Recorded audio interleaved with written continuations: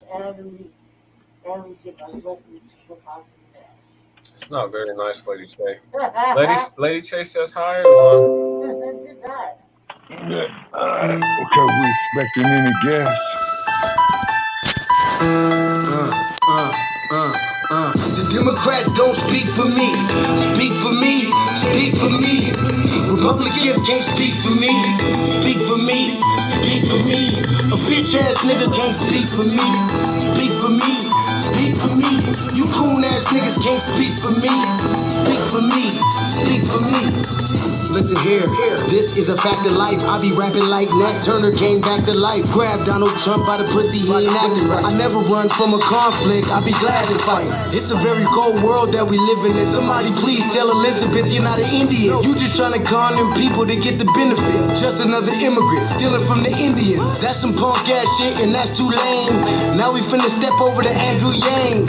And you a sucker, you can never speak for black folks. Fake ass candidates, trying to get the black vote. The Democrats don't speak for me. Speak for me.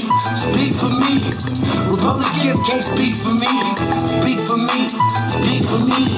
A bitch ass nigga can't speak for me. Speak for me. Speak for me. You coon ass niggas can't speak for me. Speak for me. Speak for me. You know your boy be high off sativa. Kamala wasn't popping, so we said bye, Felicia. She ain't had a right policy. We ain't trying to meet her. Y'all can take Biden too. Bye. We don't need her. We don't need Roland Martin or that coon Al Sharpton. Didn't need Cory Booker from the start, man. I don't fuck with police and no snitch. You know I'm coming with the heat when I spit it. The Democrats don't speak for me. Speak for me. Speak for me. Republicans can't speak for me. Speak for me. Speak for me. A bitch ass nigga can't speak for me. Speak for me. Speak for me. You coon ass niggas can't speak for me. Speak for me. Speak for me. If you ever go to court and this is your luck, try not to get fucked by Benjamin Crump. I know it's hard. You and know it go is hard. But who the fuck is Amy Cloak? Put her picture up on the bullseye and start throwing darts. People cut our organs out our bodies, that's a stolen heart. They can't save us from the flood like Noah's Ark. Black lives always matter, we finna go for ours. So then we savages, we don't need to pot the piss. Mike Bloomberg can suck dick with that stop and frisk, bitch. You ain't speaking for us, we don't know you. Bernie Sanders, they get your funky ass on too. The Democrats don't speak for me. Speak for me. Speak for me. Republicans can't speak for me. Speak for me. Speak for me. A bitch ass nigga can't speak for me. Speak for me. Speak for me. You coon ass niggas can't speak for me. Speak for me. Speak for me.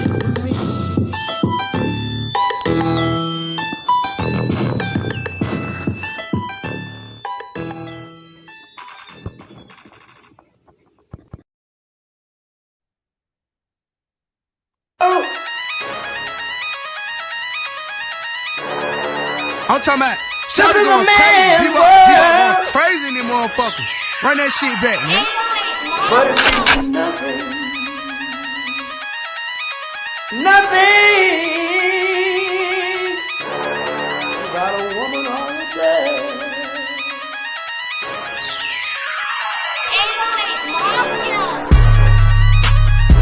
Man made the car.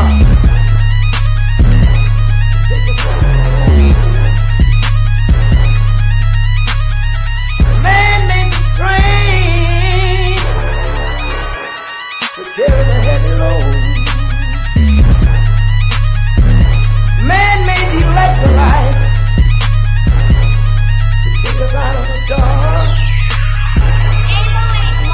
Man made the boat for the water like the 7 Man thinks about a little bit of baby girl and a baby boy. Man make them happy because man make them sorry. But after man make everything we can, do you know that man makes money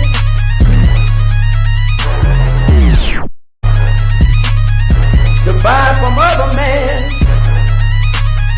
This is a man's world.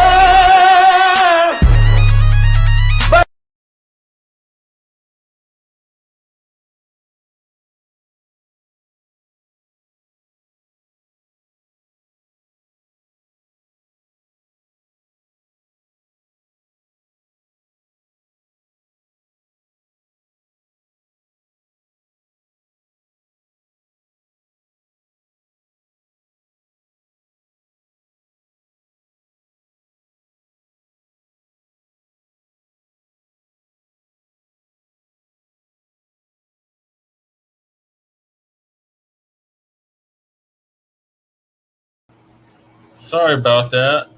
Having some technical difficulties tonight, apparently. We'll get back to this countdown.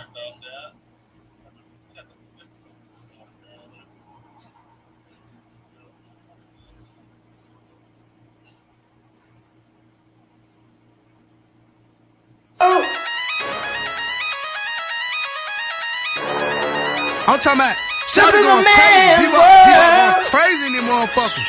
Run that shit back, man. But it's nothing. Nothing. Got a woman all day.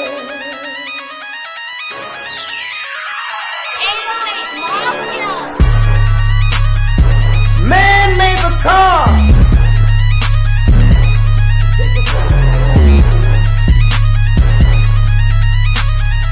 Man made the train to carry the heavy load.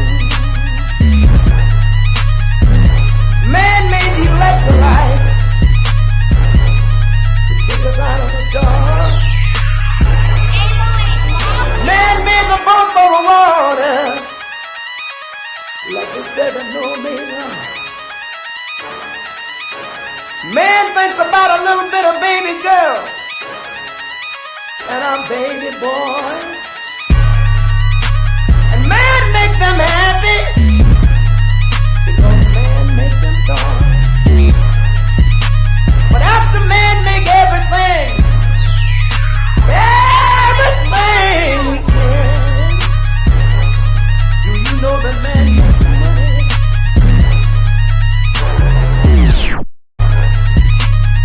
To buy from other men. This is a man's world.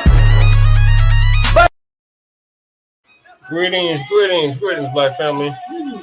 Thank y'all for tuning in to another episode of the Frontline Black News. I'm your host, Chan Krumer. We join with my other host, Lady Che, who is right behind me. And Shabaka and Corey will be here any second.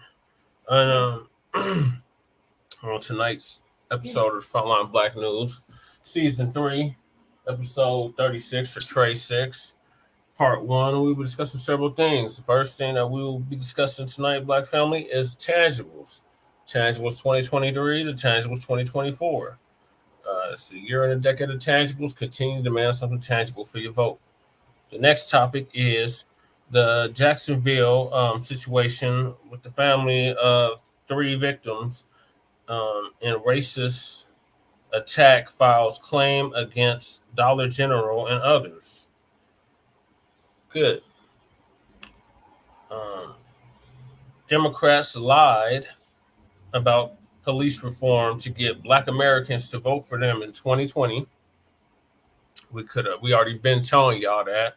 That's why we still waiting on you Biden supporters to call into Shabaka's Black Experience Enhanced every Tuesday evening and every Friday morning and tell us what tangible benefits we're going to get from a Biden administration. Because it's been 3 years of Biden and we ain't got nothing tangible. So we're going to touch on that. Oh, there's our West Coast correspondent. There's Shabaka. Okay. Black Cat, welcome back. I'm just Yes, sir. going through the intro. Hold on. Let me finish the intro. Okay. So Okay. they're going to know that came from Professor Black Truth. Okay, we got a Kyle Rittenhouse book is flip-flopping hard. Yay. Excellent Okay. news. Yeah, that's great news. Great news. Yeah, let them go out there and be on the street like a bomb, man, in this cool weather. Outstanding, great news. You know what I'm saying? Yes, And acquitted. also I hope it continues to flop. Hold on, Shabaka. I still got to get through the titles. yeah. So then we got George Santos, Okay. the one that was ousted from Congress, has more guts than the CBC. Oh, that's more great news. He has more guts. Yeah, that's more great news. Yeah. Wow. The Congressional Black Caucus? Yeah. Oh, yeah. George Santos, straight scrub, Congressional Black Caucus, they need to disband them. You know, what's the next item? Darryl George suspended again over his Locs. That's the young teenage brother down in Texas that keeps getting harassed. Okay, high school student, right? I believe so. He's like a ninth Okay, grade. all right. So he. Okay, I do know young man is either middle school or high school, and the school staff don't like him wearing, his traditional hairstyle. And what he should do and his family should do is go get a lawyer, go get a guy getting ready to pick up his law degree and haul that whole state, man, in there. That's a discrimination lawsuit. That there for us, for them to tell black students And that they they have a cannot Crown wear their Act. traditional They have the Crown hairstyles. Act too. On top of it, they have the Crown Act, but they're not enforcing it. Okay, all right. More reason for the lawsuit. Violation of the young man's civil rights, right there. You see? So, then after that, we got your boy Hyden Biden. His son has been indicted on 9 tax charges and faces 17 years in prison. Okay, great, beautiful. Then they need to take his ass right out there. They need to take him out there to Alcatraz Island and throw him out there by himself this time of the year. Alcatraz has been closed for years, Sabaki. Ain't nobody in those Alcatraz. I know it. No, but what I'm just saying is that for the proper penalty for that is for him to go to do his time in Alcatraz as it is. Oh my God! All worn out, walls peeled, all He's gonna be the only one in that motherfucker. That cool. Yeah. You know what I'm saying? And then they need to go put Rittenhouse out there. You know what I'm saying? Let them have the whole island together. Don't give them no food. Don't give them no food. Don't give them no baths. Don't give them no heat. You know what I'm saying? and then for all you scrubs out there, I was just killing unusual punishment. Then you got to look at how the police are murdering our people. We don't have time for the diatribe. Is that not cruel and unusual punishment? That's cruel and unusual punishment. I mean, look at them punks down there in Memphis, Tennessee. They all upset because young man was up there screwing old boy's ex-wife. Tyree Nichols. Well, I got to kill him. You know what I'm saying? And then his colleagues, their gang mentality. We got you, homie. So they see young man. Yeah, that was Scorpion Union. Then they radio they radio their homies and go up there and beat and kill that man, in front of his mother. Damn, they did that in front of his mother? Yeah, man, because you remember when he was crying, mama? No, that was George Floyd. But he was a block. No. I'm talking about old boy in Memphis. I remember now. In Memphis. And then old punk ass Bianchi, just to show you how fucked up in the head he bring Bianchi up. He's gonna sit up there and say, it's just the topics. I'm not done with the topics. Okay. I'm not done with the topics. Okay, all right. We got Terrence Howard suing the CAA. I think you know what that stands for, for fraud. Okay, all right, you're fading in and out. Could you repeat that, please? Oh, God. Terrence Howard sues CAA for fraud over Empire Roll. Shabaka? Okay, you faded out, Brother Che. I didn't quite get all that. Oh, my God. Can you hear me now, Shabaka? Yeah. But it still got that artificial intelligence noise in the background. Oh, that's the machine. That drowns you out and stuff. That's Lady Che's machine. Okay, now, can you hear me now? Okay, what about? Okay, I can't hear you. And I heard you clear right there. What about now? It's the computer, Shabaka. Damn it. Okay. So what it is, man, this is their way of shadow banning us. Like I got a letter from Blog Talk today saying, We're not shadow banding you. Try this, try that, man. And we up here, got 10 callers and talking about we got 2 listens, but had 10 callers. See, that's them lies they be saying, man, And then they trying to get this artificial intelligence, man, to run everything. You see, and this is why, all these apps and stuff like that, keep working, because what you're going to have, man, within 25 years, you're going to have the artificial intelligence running everything.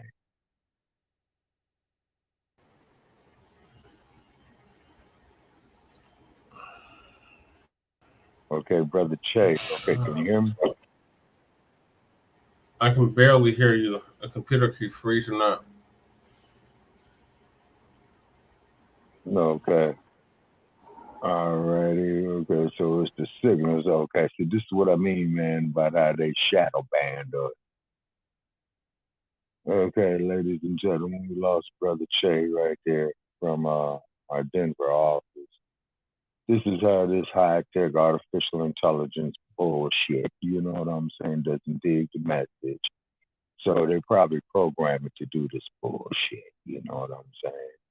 And this is Shabaka saying Corey coming to you from Las Vegas, Nevada. Of course, everybody knows about what happened here recently with the college professor. Old bastard couldn't get a job.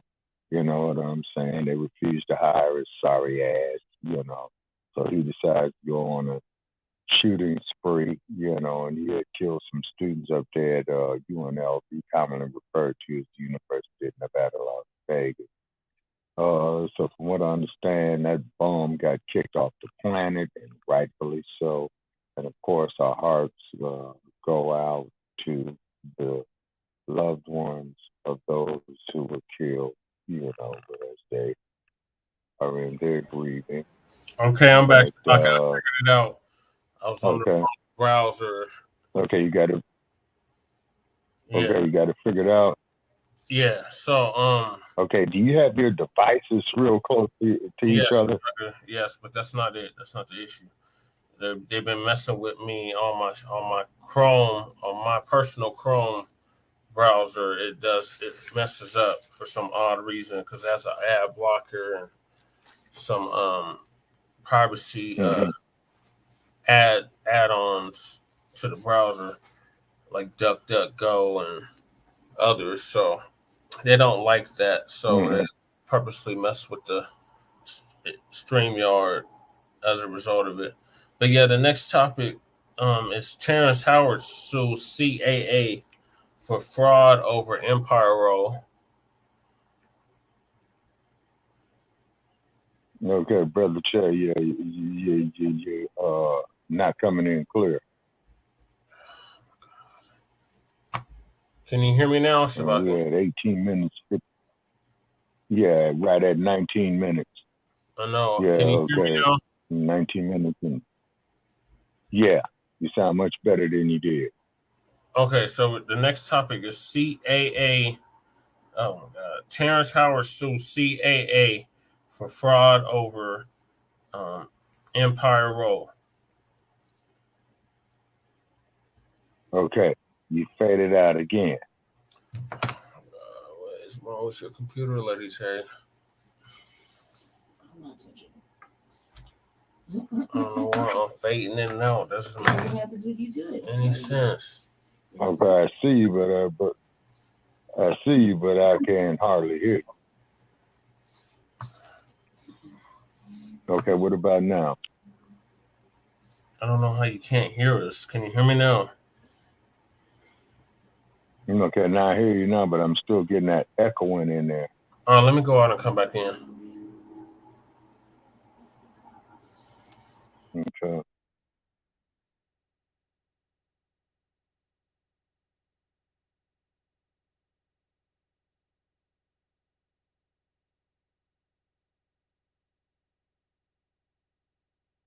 Yes, it does. What does it? All right, can you hear me now? Okay, but you're still echoing, but you're a lot more clearer. Okay. All right. So Terrence Howard is suing. Okay, how am I sounding on? You sound clear, Shabaki. Terrence Howard is suing CCH or CAA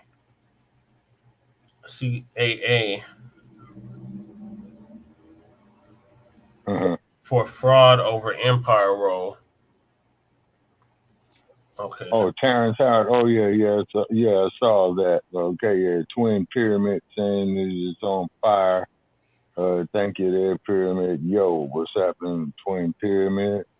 Okay, yeah, I did read that Mr. Howard was suing, I believe, over residual money that he was supposed to be getting over Empire.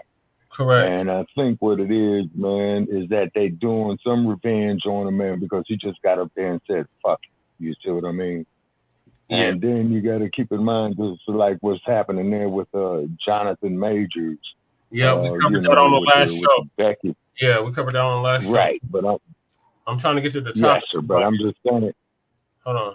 Okay, but I'm just talking about in Hollywood what's going on with Terrence Howard is part of that same bullshit. You know what I'm saying? That there's their revenge on you. Yeah. Moving right along. Just making a note. The next topic is New York City Mayor Eric Adams goes to Biden for the put him in a cardboard box for the 10th time, begging for help with migrants after he said, "We can come on in. We could take in as many as you need." Mm-hmm. His approval rating. Okay, so later record lows, and has plummeted. Okay, yeah. And guess who he blames? And then we got Hannah Payne's murder case begins a murder trial. Okay. Murder trial begins in Atlanta, Georgia, 4 years later. And if we have time, wow, man. Unhoused Neighbor News and our Unhoused Neighbor Suite. Right. So, thank you for holding it down, Shabaka. We gotta get rolling on the show. So, the first topic, yes, sir. Tangibles. We're demanding something tangible for a vote. Any politician that's seeking your vote, absolutely, something tangible for your vote. So we've been pushing absolutely for the past 4 years. Yeah, and we'll continue to push for the next 4 years and 4 years after that, all the way up to 2100. And then the reason for these tangibles is because we learned on one of our partner podcasts is that the Federal Reserve Bank has stole the money from the Freedmen's Bureau. You see what I'm saying? And this is why we do not acquire no generational wealth. You see, so therefore, voting for tangibles, specifically for us, is even now more intensified. Right. Okay, with us acquiring our own land. You see what I'm saying? And holding on intellectual properties on our inventions and what have you. And we've got to have a cohesiveness amongst ourselves, is because when you look at bums like Eric Adams, you know, ass scratchers like Uncle Tom Bradley, what have you. You see what I mean? You know, they turn their back on the Black community. And then when the system spits in their face, they have the audacity to come to the Black community talking about now all of a sudden they need some support. You know, so or they play the school by the door like Amorosa. Exactly. And then they want to come back to the Black community, and then when a Black card gets revoked, then all of a sudden we're all in the wrong. You see what I mean? So tangibles 2020, tangibles 2024, 2028, 2032, 2036, 2040, 2044, 2048, 2052, 2056, 2060, 2064, 2068, 2072, 2076, 2080, 2084, 2088, 2092, 2096, all the way up to 2100. Yes, sir. Thank you, Shabbat. Tangibles. That's the first time we've ever gotten tangibles like that. But yes, all the way to 2100. Yes, sir. Continue to demand some tangibles. Yes, sir. So back in 2019. And we cannot be. Our good Yeah, brother. go ahead, brother Chad. Yeah. She came up with the hashtag Tangibles 2020. And in it, he was detailing everything that foundational Black Americans, descendants of American chattel slavery, freedmen, were going to demand from the two-party system. So nothing has changed except the year. That's it. Everything else remains the same. So I'm going to read this like I normally do. And we'll give a commentary on it, and then we'll move on to the next topic. So the 2024, so I'm going to change 2020 to 2024, but everything else remains the same. The 2024 presidential elections are coming up, and foundational Black Americans are going to reject the 50-year-old plus malign neglect policy that has been implemented by the political system. This malign neglect, like belligerent and malevolent neglect policy, mandates that Black Americans should be ignored and only mentioned in vague and non-specific terms. Lumping foundational Black Americans into groups with minorities, immigrants, people of color, etc., BIPOC, whatever crap, has only hindered the progress of Black Americans as a group while providing tangible benefits for other groups. In this election cycle, the 2024 election cycle, Black Americans are going to insist that our needs are specifically met by politicians who are seeking our vote. Foundational Black Americans want tangible benefits, specifically for us. We do not want trickle-down, secondary benefits that are provided for every group. Every group has not been systematically marginalized and disenfranchised in every area of society as foundational Black Americans. So we refuse to be lumped in with groups that exist in the exploitation and disenfranchisement of Black Americans. So politicians must offer tangibles, specifically the foundational Black Americans, or we simply will not vote for them. Be sure to spread this message far and wide on social media using the hashtag Tangibles2020. And since it's 2023, it's Tangibles 2023. And in 2 weeks, it will be Tangibles 2024. All the way up to 2100 Black families. Man, something tangible for your vote. Yes, sir. Yeah, and every year of tangibles proceeding from now all the way up to 2100. Now, also, too, is that with this high-tech age, is that we got to get a stronghold on that is because just looking at certain elements within the last few days is that they're going to try to gear this economy to be all robotic, okay? So, yeah, this reset is coming. Do not go for the digital currency, okay? Is because I'm going through a bunch of shit right now. Is that I'm trying to send a loved one a gift, okay? And it was through that Walmart to Walmart shit. And then I get a call from Maria, and they asked me a bunch of questions about my personal information, and I pretty much told them to go fuck themselves because I don't know. Plus, you got a foreign accent, okay? Plus, you coming at us with this AI shit, and the people there at the Walmart didn't tell me I would have to go through that bullshit. You see what I'm saying? Yeah. So I'm going to play pity pat with these tricks for a couple of more days, and then when they call you up about that shit, ladies and gentlemen, cuss them out. Do not kiss their ass. Now, the reason why you want to cuss them out, and the reason why you do not want to kiss their ass, because you want to make that person's job, who's calling you up with that bullshit, as difficult as possible, to where he just blows up. You know, I'm talking about, man, you up here handling your business, you know, and then the third party is calling you up, asking you about personal business. Yeah, say, and you never seen this trick before in your life. No. You say, do not go for that. You say, and the only way you make an effective punch, you got to do it in groups. Now, and in large numbers. Now, surely, if we were sitting out there, sitting at a lunch counter, begging for a cup of coffee, okay, where a lot of our people died, okay, and came back again looking for quote unquote good trouble. You see what I'm saying? The whole John Lewis, and they knocked him all in his head, and they got a picture of him in 1965. Pissed to John Lewis. Stretched out. Yeah. You see what I'm saying? And see, that mentality did not work, Black family. This is why we're in a fucked up position that we're in right now.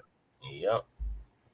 And as you said it, Brother Paris, to make us be marginalized, generalize us instead of saying Black people and what we are, just like on Facebook.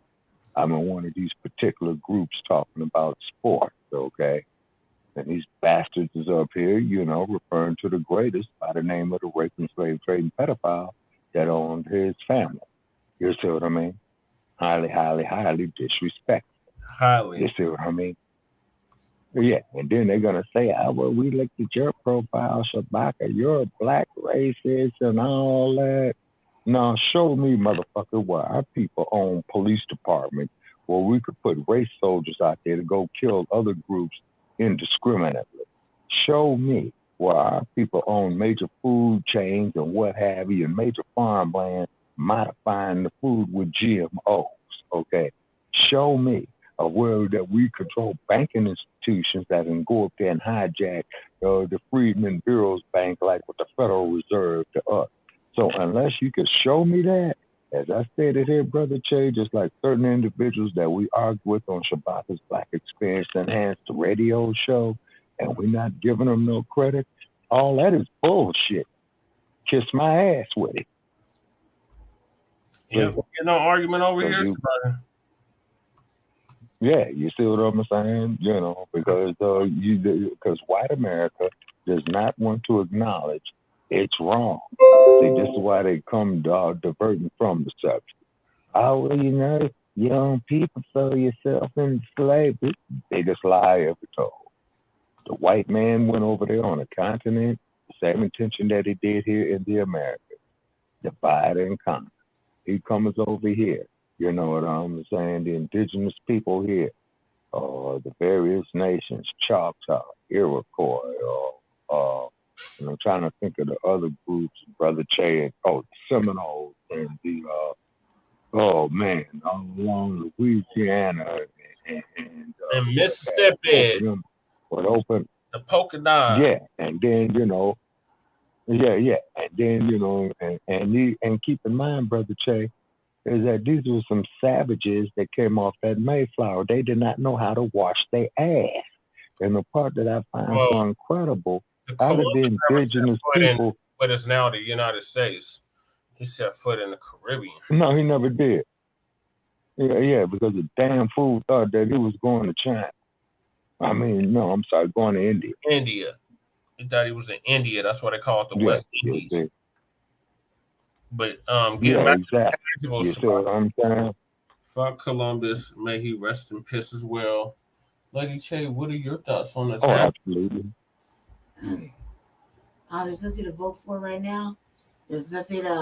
Their debates. The debates and stuff that's been going on as of the last week. Oh, Sheila Jackson Lee lost too, by the way. I've shown nothing but nothing. So okay. Is it anything tangible to vote for right now? So hold your own nut. Hey, hold your nuts. Democrats took a major L. Don't vote. Sheila Jackson lost to race in Houston. Okay, all righty, okay. And from what I understand, black folks have a huge amount of voters there. Yeah, and they took a major L. So they getting on code. Shout out to the Black Houstonians. Yeah, exactly. Yes, sir. Yeah, the Houstonians. Yes, sir. Okay, so they on code. Okay, so hopefully that this will set a trend to go clearly off into the general election. You see what I'm saying? Yep. So hopefully this here will set a trend. And we will be hosting a show on Shabaka's Black Experience Enhanced in the very, very near future about black voters holding their votes and about black voters making these sorry black-ass politicians, more accountable. That's right. Okay, good. Yeah, making them more accountable. All And at the next couple of municipal elections, it's just the beginning. yes, sir. Nothing And yet. then, You Democrat shields like Jeff Fart and Roly yes, sir. and get joyless reads. Yes, sir. This is just the beginning. Yes, sir. Okay, yeah. So that is the yes, sir. That's the Black empowerment right there, brother Chick. Yes, sir. And that's Black empowerment right there. Is that when these sorry Black ass politicians who don't do shit for the Black community, you have the Black community vote they stinking asses out of office. Mm-hmm. And you feel what I'm saying? Because and I think that even Dr. Phil. How long was she in Congress? About 30 years? Well, yeah, quite a long time, because I do know our colleague Jay Dizzle had her on one of his podcasts. Jay Dizzle's years ago. He's live right now too, Shabaka. He's talking about the blockchain and cryptocurrency. I guess him and Jason Blacc had gotten to it online, but that's what he's talking about right now. Oh, okay, all right. We definitely wish brother bad Jay way. Dizzle, well. Had a disagreement about cryptocurrency. Okay. I know Jay Dizzle is cool, man. You know what I'm saying? Yeah. He said he want to have us on the show. Cool. He said we could either do it on his show or Shabaka's Black Experience Enhanced. So get with him, so we can get that set up. Okay, it's all good. Yes, sir. It's all good. Tangible. Continue to demand something tangible for your vote, Black family. Do not let up. Keep the pressure on. Yeah, explain to the people what the precious metal, gold, land. Economical empowerment. Those are tangible, sir. You know what I'm saying? Check, goddamn it, a check is tangible. Oh, that too. An anti-Black hate crime bill is tangible. Well, yes, sir. And then checking these murders as police officers or policy. That goes along with that. If you kill a Black person, it's automatically a hate crime, and you're gonna be prosecuted as such. Yes, sir. And hit them with the death penalty. Yeah. Now, once convicted, there's no appeal. And die, ego, die. How the hell ego got protections, but we, the original people of this planet, let alone this continent, and we ain't got no protections. The hell out of here. Yeah, exactly. Yeah, exactly. Moving because along. we look upon as subhuman. Yeah. Lady Che, did you have anything else to add? No. Moving right along. We have the Jacksonville family of the 3 victims in racist attack or murder. They filed claim against the Dollar General and others. Oh, yeah. Oh, remember that peace rally I went to? Yes. Thank you, Twin. Yes, sir. Hey, yeah, right on. Shout out to Frontline Black News. Yeah, thank you, Twin Pyramid. And definitely please spread the hashtag Frontline Black News, and please pass on the hashtag Resurrection of the Mental Dead.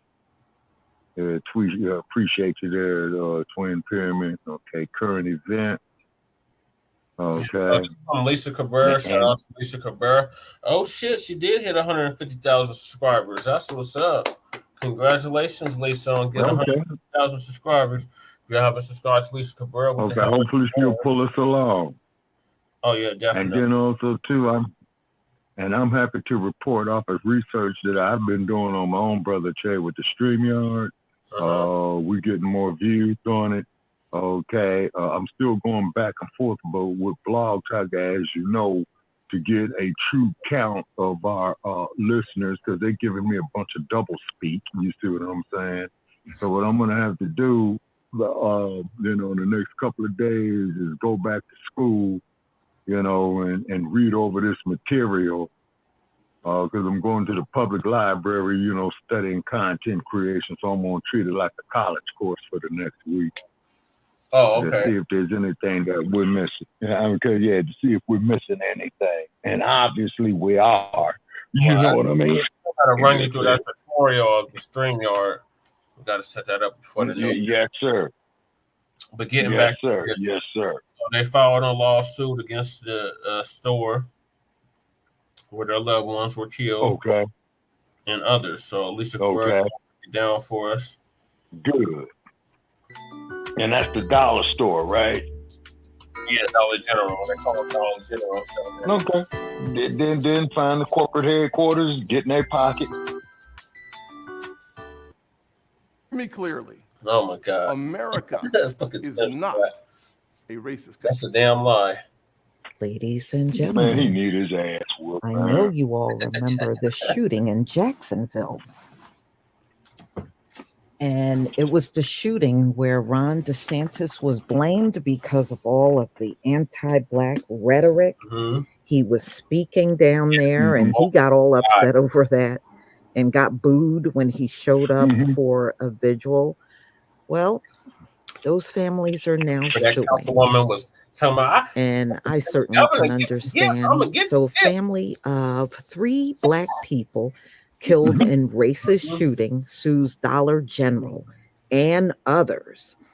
So the family members of the 3 that were shot at a Dollar General store in North Florida by a racist gunman have sued the store owner, operator, and security contractor for negligence, claiming lack security led to their loved one's death. 21-year-old gunman, y'all remember the old gunman? Yeah, Ryan had attempted to enter another store and the campus of the historic Black college, but he was stopped by the presence of security guards at both places. The probes by Ryan Palmeter took place at a predominantly Black neighborhood in Jacksonville in August, ending in a fatal assault at the Dollar General. So the lawsuit was filed Monday on the behalf of families of Angela Carr, Darryl Gallion, and AJ Ligari. So while Palmeter was deterred from harming the public at his 2 preceding stops, at this Dollar General, there was nothing in place to again deter the shooter from attacking and killing innocent people. This is what the family are saying in their lawsuit. Better security measures should have been in place by the store operator and landlord before the shooting last August, since the area around the store has been, there's been a rash of shootings, assaults, burglaries, robberies, and drug dealing, according to the lawsuit. The lawsuit was filed in most definitely shout out to Deacon of Reality, And if you remember the gunman, that Palmeter, he killed himself at the scene, leaving behind racist writings, a manifesto, and a suicide note on his computer. And I believe his father found all of this stuff. So the families of the victims do name Palmeter's parents as defendants in the lawsuit. Investigators said that Palmeter made clear in his writings that he hated Black people. During the attack, he texted his father and told him to break into his room and check his computer. There, the father found the note and writings. The family notified the authorities, but by then the shooting had already begun, detectives said. So Palmeter have been involved in a 2016 domestic violence incident that did not lead to an arrest and was involuntarily committed for a 72-hour mental health examination the following year. Palmeter used 2 guns at the shooting, a Glock handgun and an AR-15 style rifle, according to authorities. So they tried to reach out to the Dollar General, and, they did not return their call. So, ladies and gentlemen, I hope the family do get something out of it. But, your governor down there, he has been riding high on anti-Black sentiment down there in Florida for a long time. And Right. yeah, I think he did antagonize a lot of what happened. Mhm. You know, of course, he's going to take offense to that. See, when you say, woke, this is, Fuck Florida the is where it governor of comes to Florida. die. Yeah, that just sounds racist. And then your wife is walking around Come on, with that Fuck slogan Ron on a coat with DeSantis. an alligator, and we know what alligators were used for. Okay, we know what they were Exactly. used for. So, ladies and gentlemen, you're going to have to tell me what you think about this video. I hope the family gets some closure. It's hard losing a loved one like that. You're only going to the store to shop and you end up dead, Yeah. just like Buffalo, New York. No matter where we are, these people always got to find a way to bother us. Mm-hmm. So, y'all, Well, you please got to tell me start what you think returning the about fire. this video, please. That's right. No, I'll tell you what I think about it, ma'am. I'll tell you what I think about it, Miss Cabrera, and I'm saying it out here. I'm making it plain. Okay, you got to start returning fire, period. Well, that's what we always say. You got to start waging back. We at war. Yeah, no. The only way this shit, sir, exactly, sir, the only way that this shit is going to end is start returning fire. Mm-hmm. That is it. And to quote, one of our elders in his autobiography, who was exercising his Second Amendment right, he stated that all the killings of our unarmed people went down drastically when we organized and start returning fire. Yep. I wonder why. Because they got the memo not to fuck with us. Exactly. No, but you see, just like what our brother did down there in Texas a few years ago, the brother who went to the Cameroon. Okay, what was that brother's name? Brother. He was a soldier. Okay, he went to the Cameroon, and he came back, and he went down there to Dallas, I believe. You're talking about Michael Johnson. Okay. Thank you. And I was happy to see early the next morning when I was on my way to a Starbucks where a guy was putting out the San Francisco Chronicle newspaper in Oakland and the East Bay Times. Okay. All right. So as I was going to get my coffee, it was on the headlines what our brother did down there in Dallas.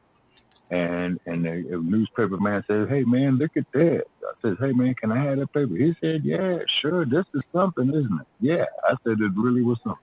And a thing that I really did enjoy seeing on that headline where that ass-scratching, Yassa Boston, sergeant of the police was up there crying, shitting in his pants.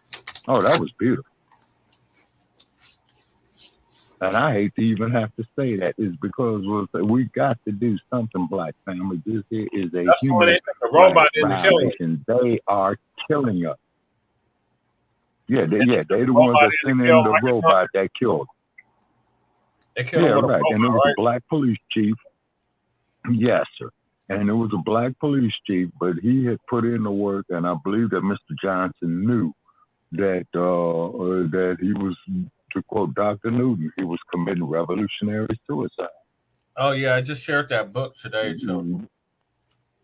Yeah, because you saw the brother, in the Cameroon, putting a power sign up, and there was something about him that, if I recall, and anybody out there, please correct me if I'm wrong, as that he was in the military. He had went to the Cameroon, okay. And then he had dropped out of sight for about a week and a half. And then the next thing that you hear of him is that he's down there in Dallas putting in the work, okay?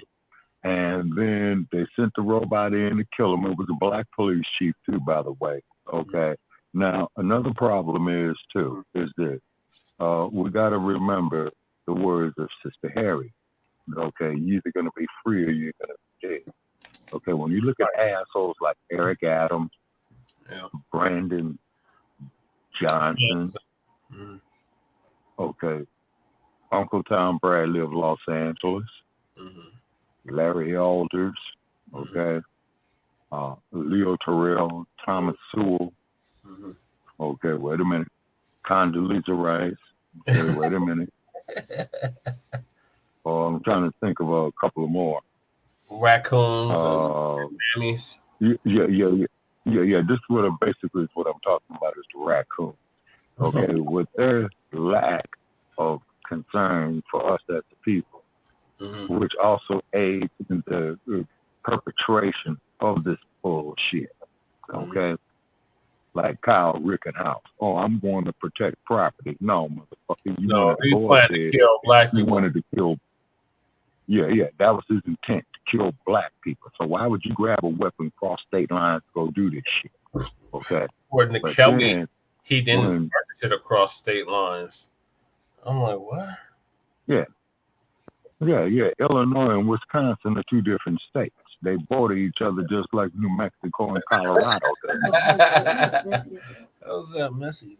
Okay, just like California and Nevada does. State line of California here, sir, is 46 miles from where I'm at. You know? Yeah. See what I mean? I'm gonna let who is this that's giving this? Uncle Phil. Let Uncle Phil give us the rundown. With Uncle Phil talking about. So the Democrats they lied. The Democrats they lied. Yeah, they did. They lied about police reform. They did. To get Black Americans to vote for them in 2020. It's called pimping. And we got to get tired of being. It's called We Told You So. All you high and Biden that too. Sexuals. Oh, yes, sir. Nobody get Trump. We just got to get Trump out. We just can't have 4 more years. Yeah, he has to go. We got to get him out. Vote him out. Vote anybody but Trump. Oh, you stupid ass. Yeah, and then, yes, sir. And then to prove your point even further, Brother Che, this is very sad. What I have to admit here on Frontline Black News, which I'm a contributor of, is that you got these Negroes called Blacks for Trump, and then you got another crew called Niggas for Trump. And these are some brain dead motherfuckers. You got they call themselves Niggas for Trump. Okay, you got Blacks for Trump, Latinos for Trump, Asians for Trump, white women for Trump, and they all hate us. You see, now, and Brother Che, and this is why I got to find some time. I'm gonna try to do it tomorrow because I got to get in touch with the anchor man. He called me also to I talked a gentleman to him. that I'm familiar with. Okay, and then of course the gentleman that you're familiar with from your hometown, I got to get with him tomorrow. Who was known, back in your town for a certain profession that he does. Yeah, I got to get with him tomorrow. Okay, but I got to sit down and watch and I got to stomach this stuff of what I'm about to prepare in the finishing of Goodbye, Uncle Tom. Oh, you haven't finished it yet? Yeah, damn, Chewbacca. Brother.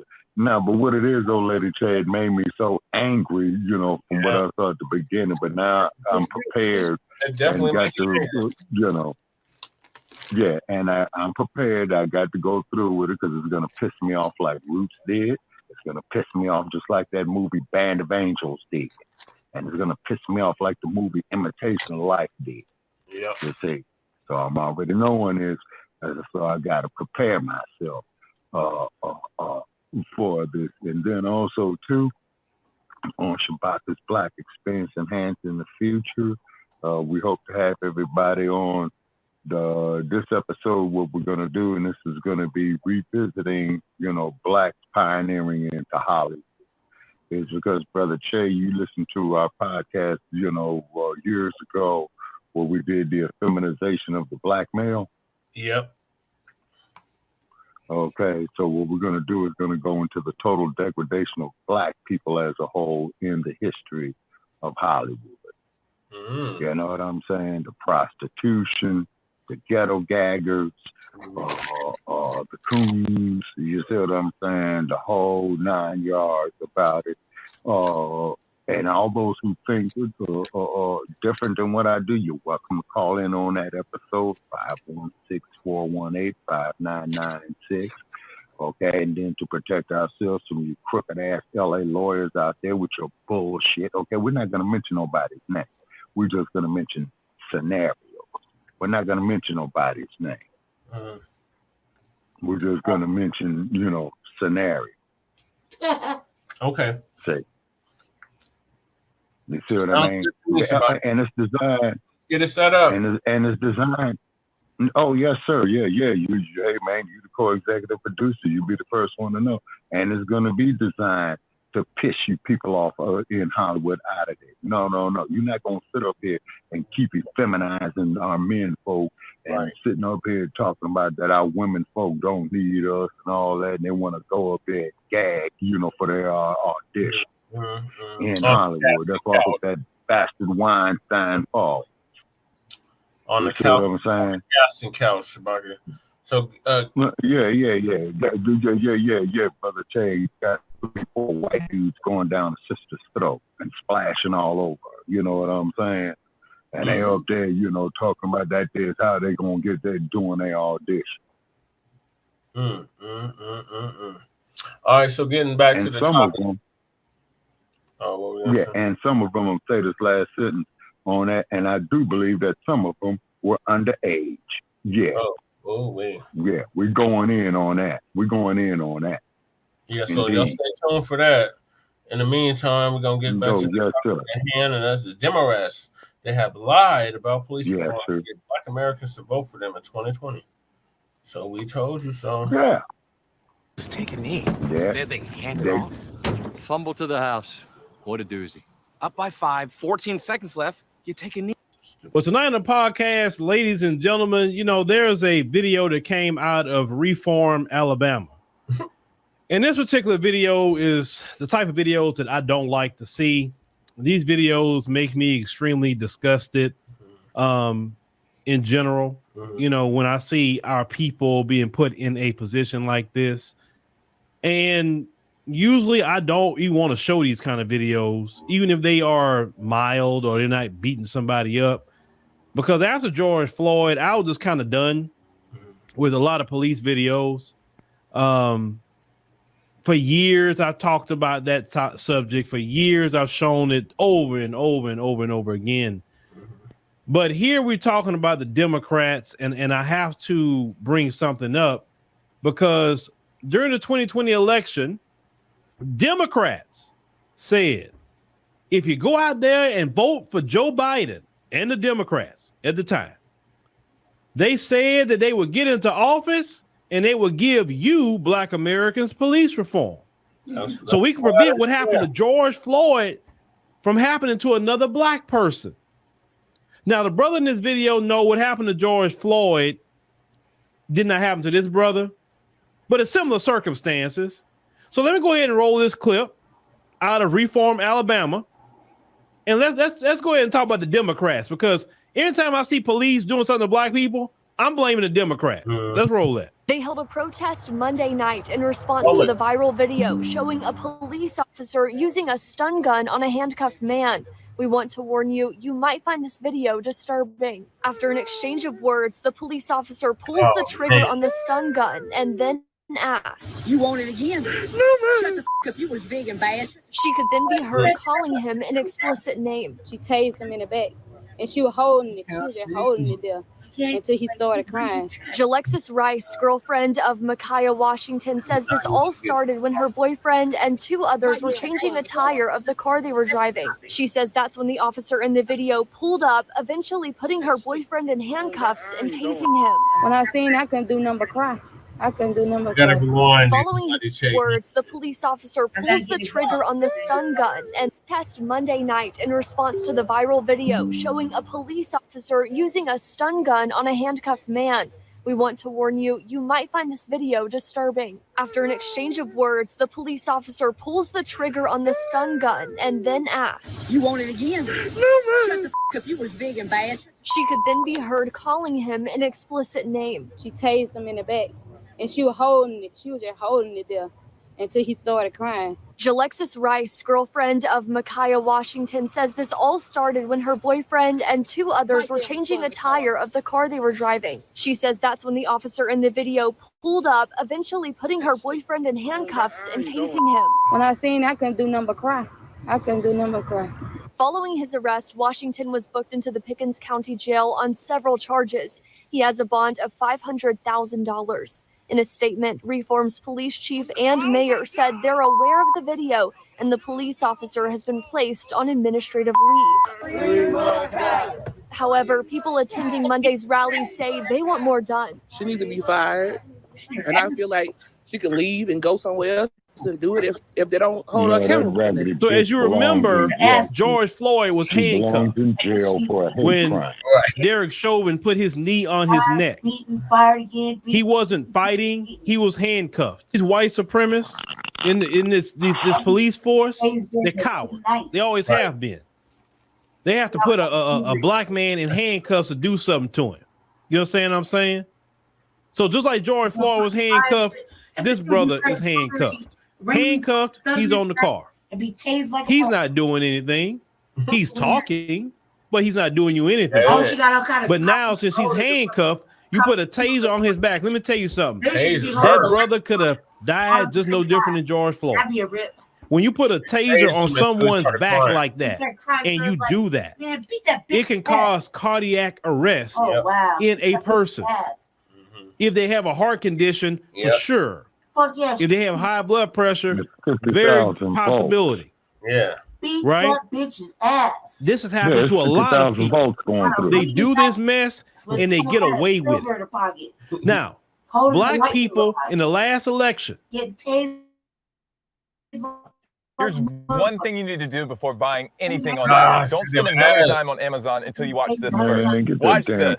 I can show you how to get the sweetest deals online when you shop from major retailers like Amazon and Target. You can drop prices automatically. I can show you how. Get off of there. Came out there to vote for the Democrat Party to prevent that kind of video from happening. But when the Democrats got in office, they did not deliver on any kind of police reform. I don't want to hear no excuse about no Kristen Sinema and Joe Manchin. I don't want to hear no excuse about the Republicans. You said to get you in there, and if you get in there, you would do police reform. But then when you got in there, what did you do? An Asian hate crime bill. That's what you did. Exactly. Not police reform to stop things like this from happening. See, we had an anti-black hate crime bill. That video that we saw from the news that's out on social media, we wouldn't be seeing this video too much because it would give Kristen Clark in the Civil Rights Division of the Department of Justice a lot of leeway to go after that cop. You understand what I'm saying? But since the Democrats did not do what they said they were supposed to do to get all y'all, let me tell you something. The Democrats, and why I'm so turned up on the Democrats is because they lied to my people. My people came out in a global pandemic in record numbers to go out and vote Joe Biden and the Democrats. Then it wasn't just them. People like Boule Martin every day was on his program telling black people that you just got to come out there and vote Democrats and vote for Joe Biden so you can get police reform so he can prevent a George Floyd from happening. That man was saying that every day on his platform. Every day he was. All this stuff that's happening to the Democrats, Boule Martin is just as guilty as they are. Because every day he was telling y'all, go out there and vote for those people.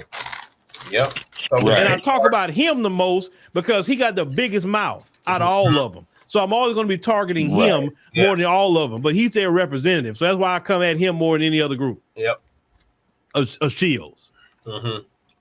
Every freaking day. And he's still telling y'all, come out there and vote for the Democrat Party. Even after y'all watch the Democrat Party be hostile to Black America. Right. Watching the Democrat Party getting upset with you for saying, hey, where's my resources, man? Right. Look, y'all giving all my resources to people that just come across the border. What the hell is that about? Mm-hmm. Exactly. You understand what I'm saying? Brandon Johnson upset because black folks is calling him to the carpet. Trying to lie and call them right-wing extremists when black folks is not part of no right-wing at all. Recall the bastard. Facts.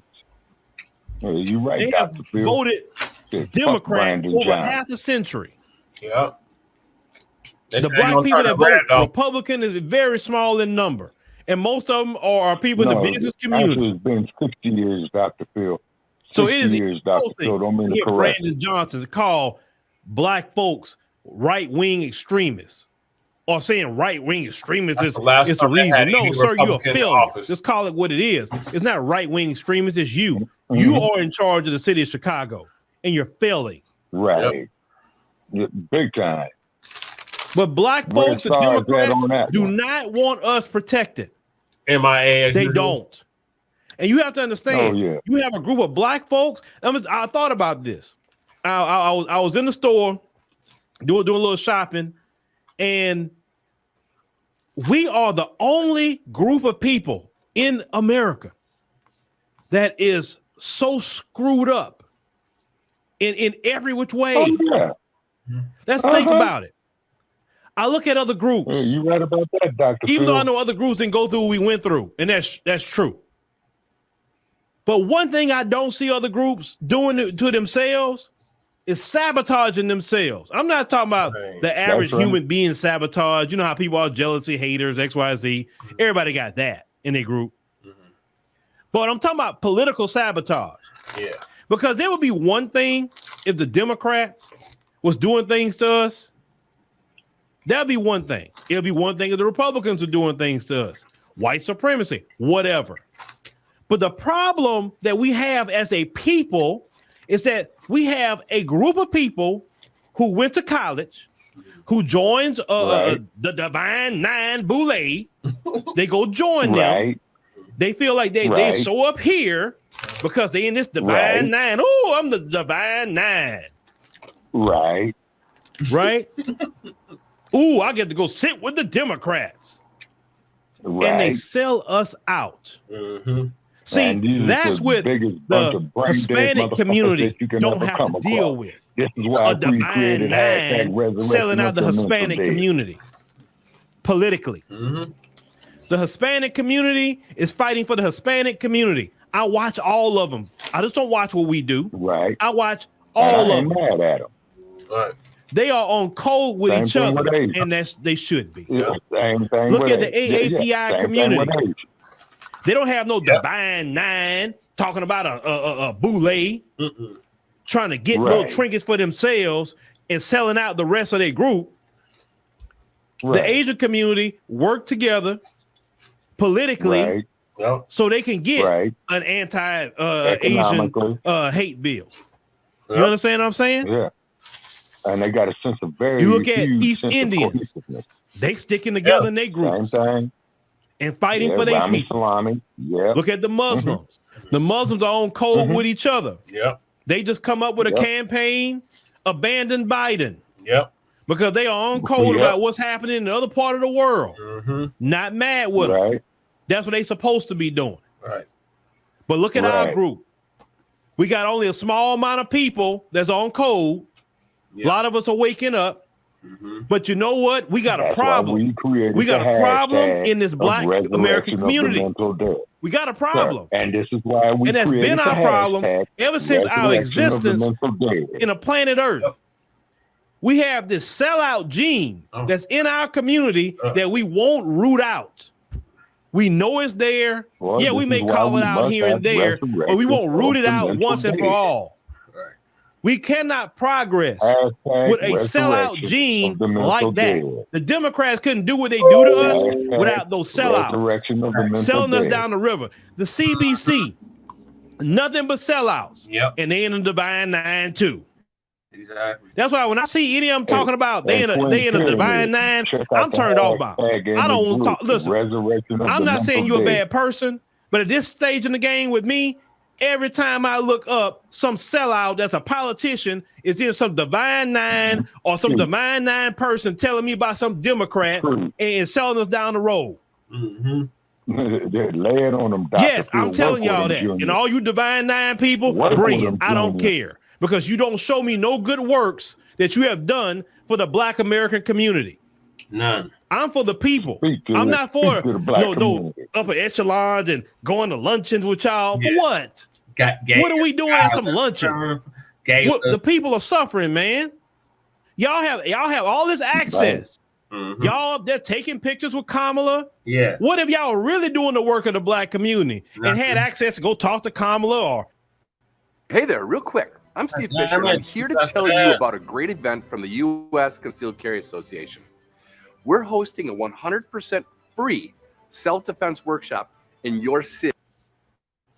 Or Biden or the Democrats and told them, hey, my people are suffering. Hey, what's up with all this immigration coming in here? You bringing all these people to Chicago. You bringing them to New York. My Black American community don't even have the resources. The Black homeless is sleeping on trains. Mm-hmm.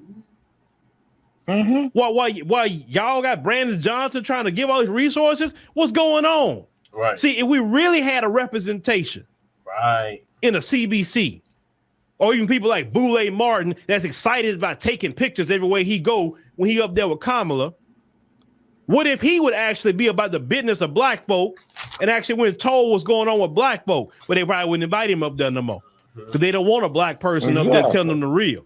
Right. But see, we had a code. They wouldn't invite none of us. Al Sharpton going up there taking photos at the doggone White House. He not telling the real what's happening to Black folk. Right. That's why we really can't progress as a people. Harris, I'm quite sure a whole lot we can talk about the Democrats, white supremacy, and everything else. These are the groups it's going to not only pass us, but leapfrog us and be so far down the road with their assistance, but so far down the road because they sticking together and they on code. They played us like a fiddle, played on our moral compass. They say, oh, we just like you and X, Y, and Z until they got ahead and now they on code each other and say, ha, forget y'all. Yep. I'm on this way. I'm worried about my people. I'm not worried with y'all. While some of us looking sad, like, oh, I thought I had a friend. And then in that process, you got other Black folks that's selling us out. Yep. How could Black America win as a community when we have a CBC that's worthless? They're worthless. They do nothing for Black America. They don't fight for us. They do not. I mean, they don't even talk to Black Americans and say, what is our marching orders? They don't. No, they don't. The reason why we in this situation is because of those sellouts, and that's why we don't have anything. Mm-hmm. When it goes to that Asian hate crime bill, if we had a real congressional Black caucus, right, all of them would have stood up and said, hey, that's fine, but we need the Black American community added to that bill too. Mm-hmm. Because historically and by FBI statistics, Black American community has been the number one victim of hate crime. So surely Black America is going to get on that bill. Right. And if you say no, that's fine. All of us in the Congressional Black Caucus is not going to vote for it. Even if it passed, it didn't pass through us. And then if it passed, the Congressional Black Caucus was supposed to come out and said, hey, we wanted Black Americans on that bill. All of them said no. All of them are racist because Black Americans need to be added to that bill. And they only want to protect that group and not Black America. And we call them foul on their racism. Yep. See, if we really had a Congressional Black Caucus, that's what would happen. Mm-hmm. If we really had a Congressional Black Caucus, they'll be preaching about reparations. Yep. All of them. All of them. Not a few of them. All of them. They are completely worthless. That's why when I made my video about AIPAC going after the squad, I'm like, AIPAC, do your thing. Yep. Go ahead and get them all. You know why I don't care about you getting them all? What are they doing for Black people? Nothing. Exactly. Nothing. So I have no problem with AIPAC getting them. Go ahead. I'm cool. I hope AIPAC get all the CBC if they want to. I applaud them. I support AIPAC doing it. They don't do a freaking thing for black people. Right. That video should not have even been happening. But see, if this was happening to any other community, they'd have been on code and made sure of it. Yep. But not this community. That's why I get so sick and tired of a lot of things that go on in this Black American community. I get tired of it. That's why we and sometimes I understand what Christ talked about. Well, how long I'm going to be with you? He was just tired of it. Tired of the lack of faith. I get why. Tired of the excuses. Tired of the backbiting. Tired of selling out. I understand why. I get tired constantly because I'm sitting up there watching these people sell out the Black American community all the time. All the time. They talk down on the Black American community. They do. You're so dumb. You're so stupid. Cussing you out. You got people that support that, that applaud that. They think that's a good thing, what they do and say about other black people. Yeah, that's really sad. That's what annoys me. And this is why you cannot get ahead with someone sabotaging you. Right. That's like you having a gallon of water and someone poke a hole in your gallon of water. And your gallon of water is keep on dripping. And you filling it back up, but it's dripping. That is what happens in our community. We can't fill up a gallon because you got these sellouts like Boulay Martin, the CBC, and all them other black folks poke a hole in your gallon. Right. Or black folks trying to do something. They be the first one to tell the folks, hey, they over there doing it. Hey, they over there doing this. Hey, they talking like this. So talk to them like this so they won't be so mad at you. Charles Barkley. Say these words to them so they think you're on your side. See, they the one tell them the words to say to black folks to get you to calm down. They are the ones that teach them how to deceive you. You understand? Because call it what it is. The folks, no matter what side they come from, they don't know how to talk to us like that. They really don't. Where do you think they get all that from? What to say, how to say it. The folks get it from them. He whispered it. Yeah. You understand? That's why in Haiti in 1804, before they went after the French, the first thing they did was went after the sellouts. Yep. Why? Exactly. Why the great wisdom of the Haitians? Why they went after the sellouts first? Because they know that there was because if they went after the French first, they would have lost. Because all those sellouts would have told the French, "Hey, they doing this, and the third, and you better watch yourself." And then they would have been defeated. But they say, "No, we got a sellout problem. Right. Let's deal with the sellouts first. Then we'll go after the French." And the sellout problem today is worse than what it ever has been in society. It's worse. Right. And it's our fault. It's our community's fault. We'd rather get mad at somebody about who they dating more so than a sellout. I bet. We did it. If we would get to have the same passion about who somebody date versus what these sellouts are doing. What the hell is that? I can care less what somebody date, as long as they ain't not harming the community with it. But the sellout deceiving you, Boulay Martin every day is trying to deceive you to go out and vote for Democrats. Every day. And he know good and well the Democrats don't do nothing for black people. But see, they keep him papered up. So it's his job to keep you out there, deceived, fear mongering, all of that. That's his job. He has no morals. None. Because I could not sit there. Oops. But that's ass. Oh my God. And just say, you know what? I'm going to get on this microphone and try to deceive you so I can get money. I couldn't sleep at night like that, knowing that I'm purposely deceiving you. I'm purposely these filthy rap. You understand? Not fancy pansy. That's why in Haiti in 1804, before they went after the French, the first thing they did was went after the sellouts. Yep. Why? Yeah. Why the great wisdom of the Haitians? Why they went after they sellouts first? Because if they went after the French first, they would have lost. Because all those sellouts would have told the French, "Hey, they doing this, and the third, and you better watch yourself." Right. And then they would have been defeated. But they say, no. Yeah. We got a sellout problem. Let's deal with the sellouts first. Yeah. Then we'll go after the French. No. And the sellout problem today is worse than what it ever has been in society. It's worse. Oh, it's our fault. It's our community's fault. We'd rather get mad at somebody about who they date more so than the sellout. Yeah. If we would get to have the same passion about who somebody date versus what these sellouts are doing, I can care less for somebody date, as long as they ain't not harming the community with it. Right. But the sellouts deceiving you, Boule Martin every day is trying to deceive you to go out and vote for Democrats. Every day. And he know good and well the Democrats don't do nothing for black people. But see, they keep him papered up. He's not doing nothing for so it's his job to keep you out there deceived, fear mongering, all of that. That's his job. He has no morals. None. Because I could not sit there and just say, you know what, I'm going to get on this microphone and try to deceive you so I can get money. I couldn't sleep at night like that. Right.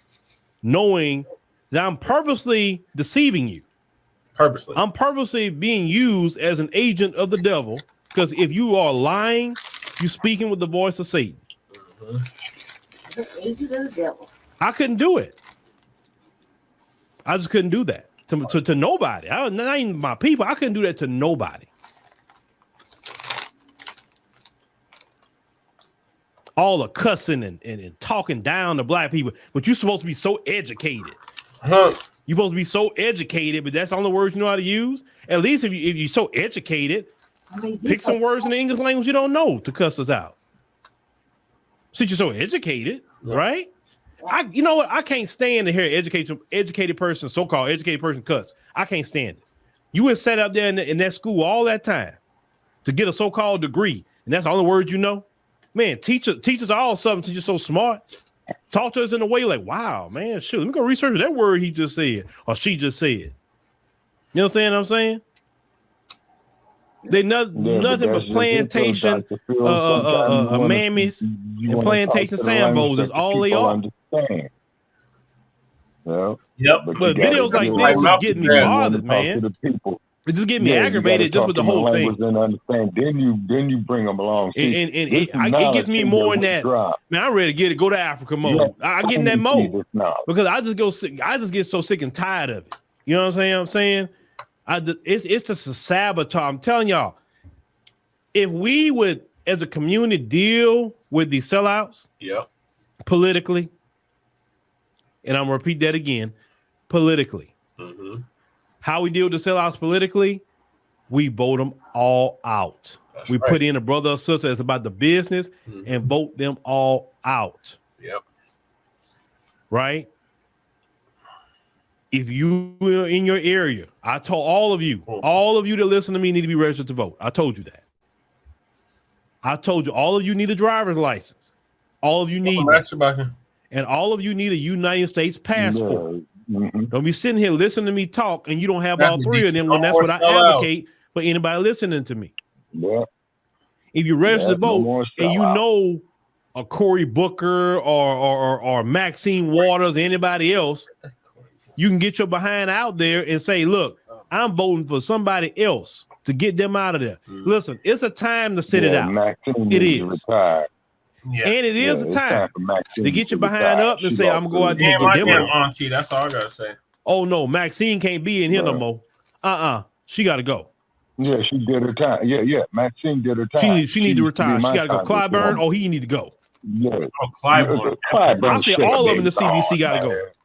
I mean, all. Yeah, the whole damn congressional we need a fresh caucus needs to group go. of people. Right. That's the congressional black not caucus. blue. That's what we need. Right. I'm telling you, if y'all don't fix this issue as a community, and you don't need no permission from nobody. No. Boule Martin, he's not hard to deal with. He's really not. How you deal with Boule Martin? You just press him. You just press him. You challenge him. He goes to events. You just challenge him. No different y'all doing Clyburn. When Clyburn was showing up in events, y'all was challenging Clyburn. Y'all pressing it. Boule Martin can't deal with being pressed. He really can't. He can't stand it. So he's really not that big of a deal to deal with. My issue is he's deceiving people. And that's really my biggest issue. So we have to, on this side, be a counter voice and to just go ask questions about why aren't you talking about immigration, sir? Why aren't you talking about how the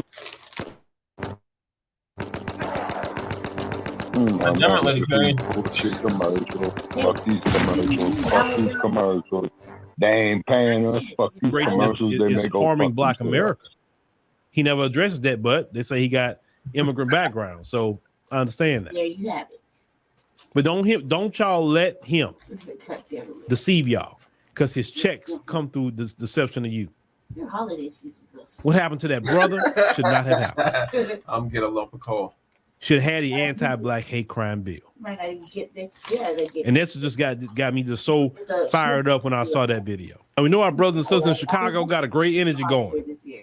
And that energy for our brothers and sisters in Chicago need to be spreading nationwide. Right. To all Black America. Yes. If you care about your future, what about our children's future? Right. You know, I was talking to an elder today. Great conversation with one of the elders, great sister. And she kept saying that, what about our children? What about our grandchildren? Like, well, are we going to leave them messed off? Is that what we're going to do? Willingly do it? Well, that's what's happening, Dr. Sure. Phil. That's what's happening. You know, I think like this. I'm not a person that think like, oh, well, all my children good. I'm whatever. I think about, well, what about people's children that listening to me right now? What about their children? What about their grandchildren? My children gonna live in a world with them.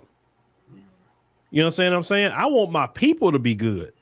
Sure, I can just do things to make sure I'm good and my family's good. But no, I just think that we all need to be good. I want us all good. That's what I want too, Uncle Phil. You know, our future hang in the balance. I'm still on vacation. The Democrats are weaponized against Black America. And I saw a number today that says that in 2024, they have 34.2 million eligible Hispanic voters. I said, oh, that's why Democrats are doing what they're doing. Because they want to use the Hispanic vote to replace the Black vote. When we talked about it, but once I seen the number, I said, okay. Because there's actually more Hispanic people in this country now than even Black folk. Way more. But not all of them are eligible to vote. You know what I'm saying? So they want that group to be used. Shout out to Isabel. Get rid of the Black vote. Tapping in, Sister Isabel. We didn't need a vote to get civil rights. Exactly. No, we didn't need a vote to get off the plantation. Everything that we ever done as a people, we never voted 5 years ago. So I don't care what voters you bring in this country. We are the originators of civil rights. We are the originators of the fight. Yep. We are the only group that has proven the test of time. Yep. Of everything that's been thrown at us. Everything. And we are still here fighting. But even though you're fighting, we gotta get rid of people who is politically selling us out. Yep. We got to get rid of these mindsets like these people coming around here talking about they're your leaders. No. If you don't come from the soil and nobody know you, don't know where you come from, no, you can't be nothing. Right. Exactly. Show that video that brother right there should not have happened. And part of it, yes, it's the Democrats. Yep. But some of it's our fault because we haven't dealt with our sellouts. Yep. No, he's right. We can't just talk about Biden. We got to talk about the CBC. Yeah. Your local leaders in your city. What have they been doing for Black people? Not a damn thing. What have they been doing? Because from what I see, selling us down the tube. Even in Houston, placating to the white man. The same Democrats that you got in Washington, it's the same Democrat mindset even in Houston. Yep. The same mindset. But it's going to be on us to fix that. Mm-hmm. If we don't fix it, then it's going to get to a point you're going to say, okay, well, shoot. The community on its own, you got to think about yourself and your family. I told y'all. Because you can't let people refusing to deal with our issues and problems take down you personally and your family personally. Right. But there's more and more people every day waking up to the truth. Mm-hmm. Waking up. Yeah. And I'm telling you, we got to deal with the Congressional Black Caucus. Yep. We got to deal with all these shills. Yep. Like Boulay Martin. Yep. We got to deal with these people. Mm-hmm. Because they've been selling us out for way too long, Uncle Phil. Long. Way too long. Yeah. The black preacher sold us out. Yep. Way long time ago. And how you deal with the black preacher, the shields, you delegitimize them. Yep. Once they delegitimize, they're no good for even white supremacy on the left. Mm-hmm. It's very easy to delegitimize those kind of people. Right. You shout them down. You don't pay attention to them. You turn them into clowns. Yeah. Once they looked at as clowns, like everybody laughing at what they say. Yeah. Don't respect nothing they Like say. Jesse Nobody that got sense or prominence when even engage with them. And Al Sharpton, They clowns. And Then it takes them. We can delegitimize anybody we want to in this community. You know we can do. We've done it before. That's how you deal with the preachers and the shields. You just delegitimize. No, wait. I know. But are you willing to take your community back? Because you got to take your community back first. Sheila Jackson Lee lost. We can talk about the Democrats and what they're not doing. Good. But until we take our whole community back, like dealing with the sellouts, voting them out, delegitimizing them. Yeah. Until we take our community back, we can't really deal with the Democrats for real like that. Because you always have a sellout willing to undermine us. Mm-hmm. Now some people say, oh, well, what about the black immigrants? No, they're not an issue.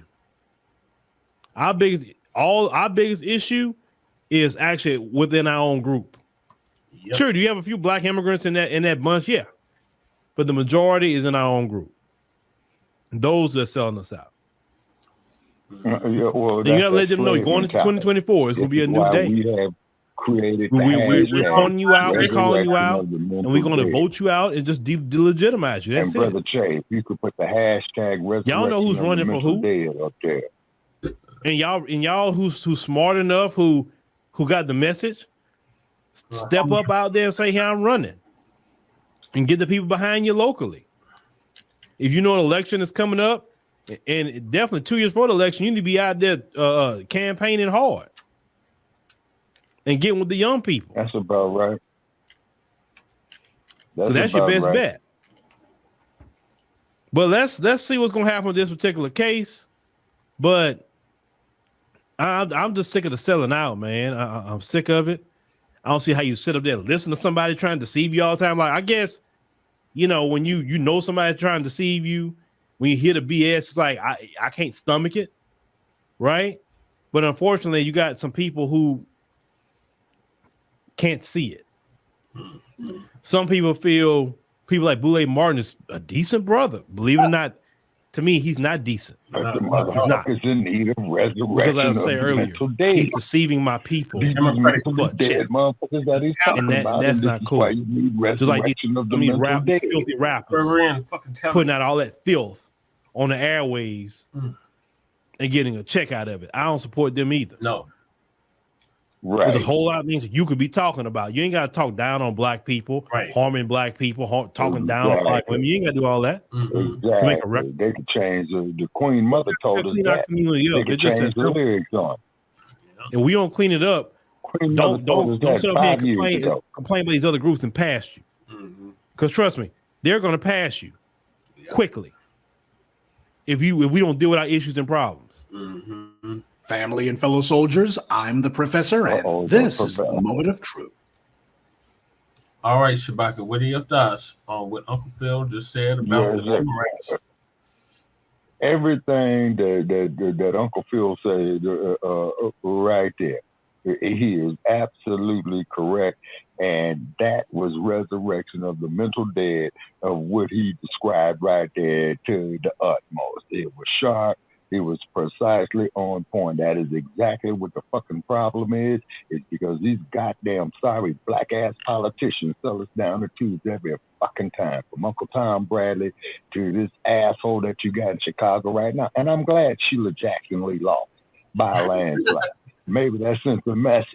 You say it's because Houston is a black town. So what you means is that the black community lost faith in her. So that's sending a message right there. Is that you sell out sorry ass black ass politicians are not gonna keep bumping our heads like we some damn punks, and you pissing on our heads telling us it's rain, and you sitting up there worried about every fucking body else except your own people. And this is why I say fuck Jesse Jackson. I put it up on my wall. When I saw Jesse Jackson as a kid in 1972 at Watts Stacks, you saw that shit that he was talking. Look at that bastard right now. You see what I'm saying? And we ain't gonna talk about that fat ass blob of shit, Al Sharpton. Looking like a damn monk. You know what I'm saying? Damn. You know, somebody had to call him a leader. Yeah, man, he don't.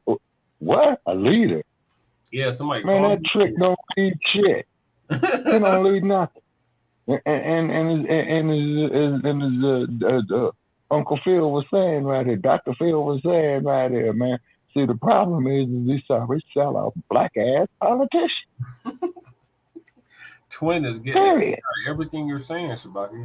No, yeah, but it's the truth, man. I'm talking about I witnessed this bullshit in my whole lifetime, brother Chuck. Yep. You know, everybody was outvote, man, in the 70s. You know, voting for black politicians. Then here come old Obama announcing that he's running for the presidency of the United States when he was the senator of Illinois. You know what I'm saying? Go in front of the Illinois State House down there in Springfield, Illinois. I'm running for president of the United States, you know. I laughed at the nigga. You know what I'm saying? No, seriously. When he said that, I laughed at him. Then I saw the cat get momentum. Then I saw him then he fucked around and got elected. Then he goes to your neck of the woods. Change we could believe it. And what the kind of change that this motherfucker come up with? Goddamn police murdering us. Mario Woods case going down there in Cop Mahler's neighborhood when she was the attorney general while she was flat backing on for her political career. You see what I'm saying? As a South Asian, I could do. As a South Asian, ain't nothing I could do.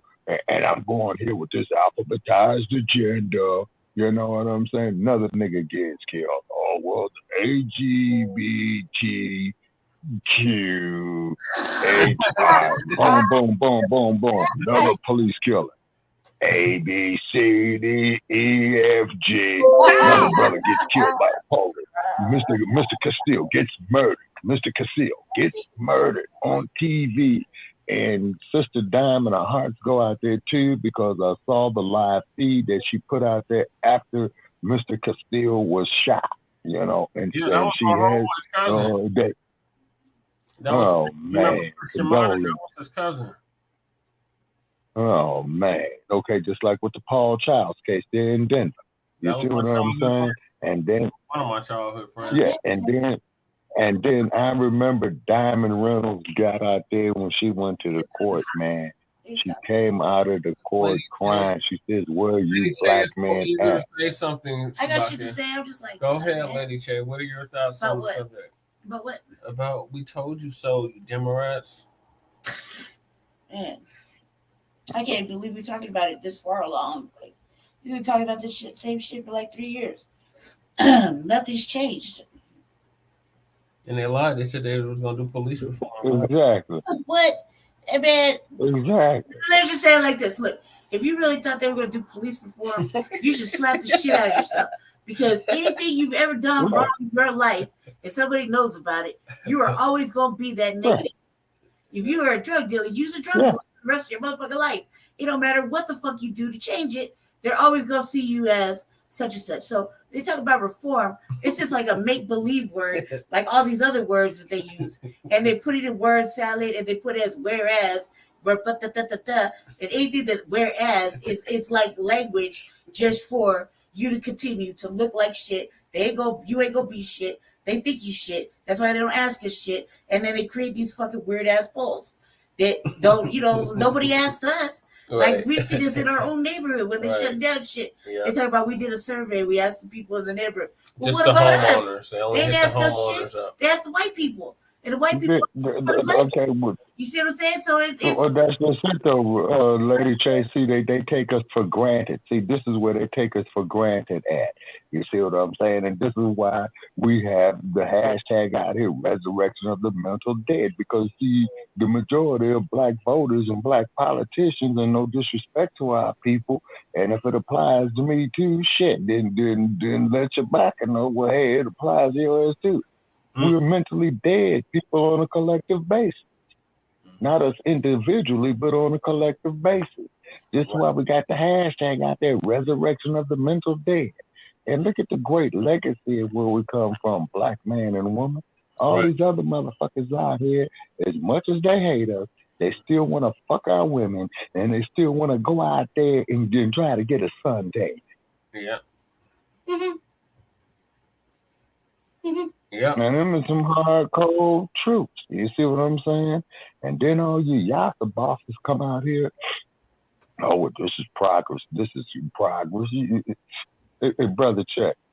Do you have the resurrection of the mental dead video readily available, sir?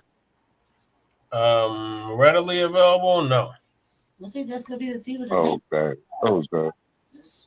Okay, well, but the next time, man, we come up here, man, pull that brother up there, man. The video is about 7-8 years old. Yeah. This brother looks like a ghost, and I don't know this dude, man. You know what I'm saying? I think I saw dude's video twice, man, and each time I listened to it, man, it's happy. You know what I'm saying? You know who I'm talking about, brother Jack. Yeah, but moving along. Yeah. Yes, sir. Again, we told you so. This is just confirmation of we told you so. Going all the way back to Mile High News, we told you so. And we have no remorse. We have no pity for you. You have bite and remorse. No, we can't. We tried to warn you. Yeah, we did. Yeah, we did try to warn you. We said it for Joe. That two-party system gonna collapse. We really hoped it burned in hell, rest in shit. Who cares? Oh, everybody pee on your face. It's going down the handbasket. Motherfucking fuck that two-party system. Yeah, we've been saying that for years. I don't know what's happening with you. Lady tell you get no argument for me. Friends, don't let the fucking good door hit you on the way out. Man, fucking tell Jesus we said hi. Peace. You know what I mean? Yeah. That two-party system is coming down in a cold way. And if you didn't believe it, we've been saying it, and now they should be showing it. And just on general principle, because nobody asked black people, real black people, what they think, it's going down faster than they can see it coming. You know what I mean? That's on general principle. You're welcome. And there's nothing their shells can do about it. No, except eat 2 fat dishes. How about that? Here's real shit. Yeah. And then when you get these Jeff Fart individuals, these Tommy Sotomayor, these Larry Elders, these Leo Terrells,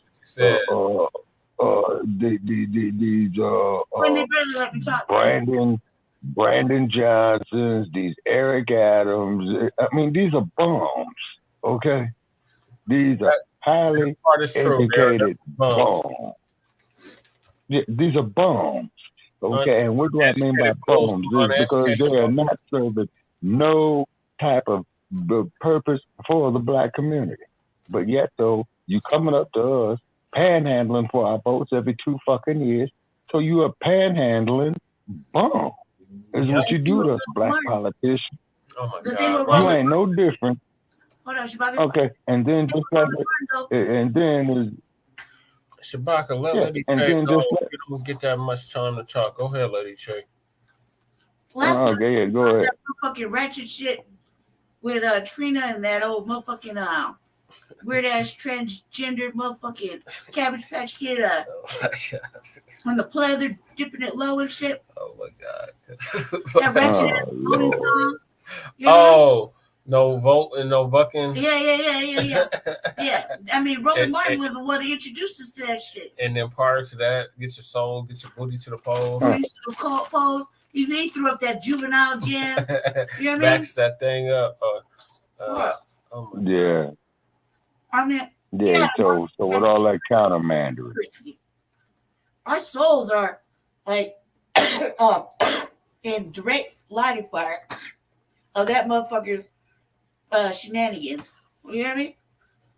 They're shooting them fucking ratchet ass voting and vaccine motherfucking commercials and songs at us.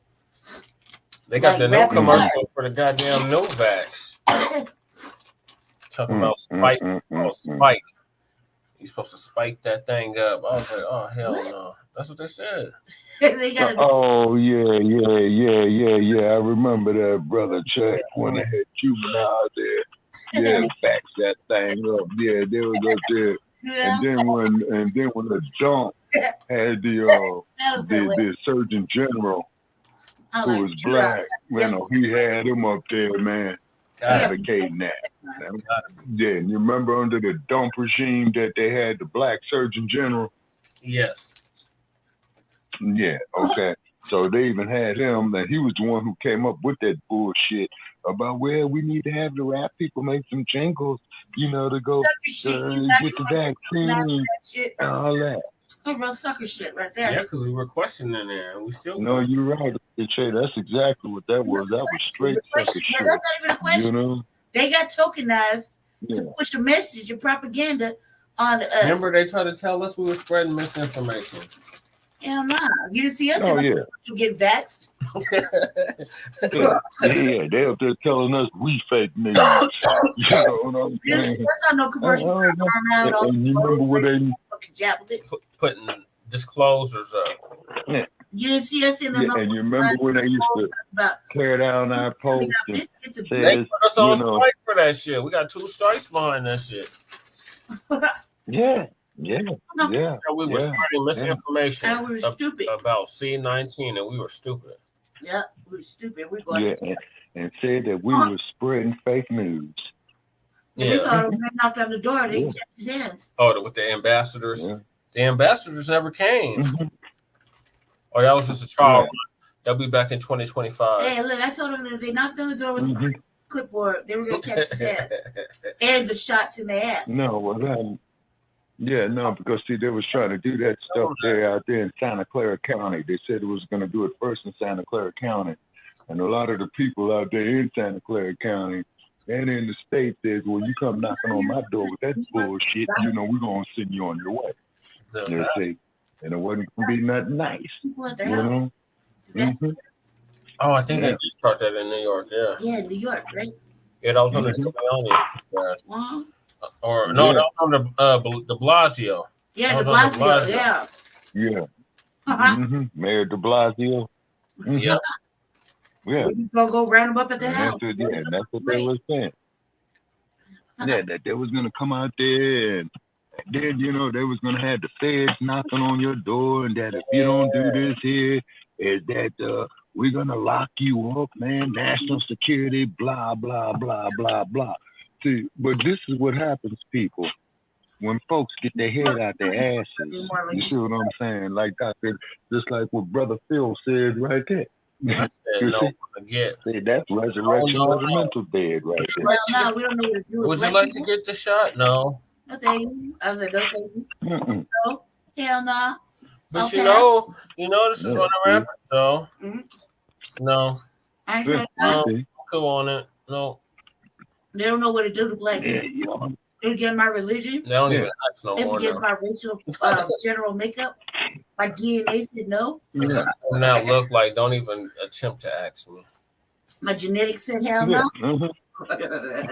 How many times? That's why you keep more times than one. And that's why, but you Yeah, but still though, even like the referee says, Yeah. take yourself at all times. You know? Well, the whole time. Yeah, so they said just decided person. I was like, hell to the no. My genetics said no.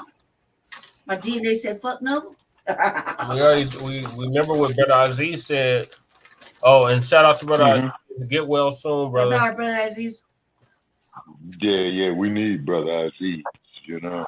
And shame on you fools that are trying to go at him. Y'all should be ashamed of yourself. Oh yeah, and then they welcome to call in too. But what it is that they don't want to be bothered with this heat. No, because they can't take this heat. They can't take this heat. And we ain't clowning on, and man, we ain't clowning on people simply because they don't know better. If anything, we feel sorry for them. Right. But we ain't going for it. Okay. So there's a number for all you haters. Yeah, most definitely. You see, and we love you. We don't want to see you going out like suckers. You know, just like what Dr. Phil said right here. You know, his brother Phil said. You know, see, they playing us for suckers. You see what I'm saying? Straight out. And enough. You know, we don't control nothing. We lost our from any of these politicians that are seeking your vote. Yes, sir. You see? And they come to us with all this prepackaged garbage and BS. You see what I mean? You know. We got here. God damn it, Shabbat. We better do what we got here.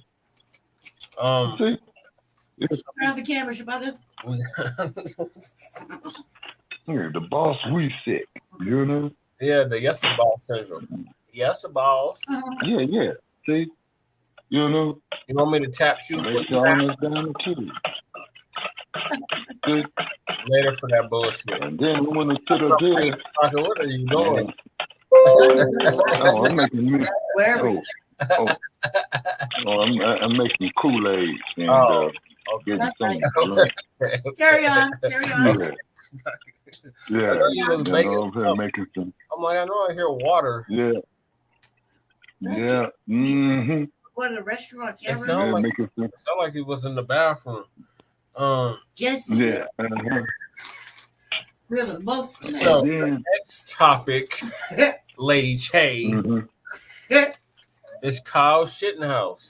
Oh my God! Did we cover this last week? Yeah. Yes, we have an update. Yeah. Book is flip flop. Yeah, that fool knew what he was doing. His book Acquitted is flip flopping. Yeah, he knew what he was doing. You know what I'm saying? I ain't listening to none of that BS they talking about. And nobody else either. That's why his book is. He was out trying to protect property. No, he wasn't. He was going out there. That's why his book is flopping. He's looking for people to kill. Cross state line. You see what I'm saying?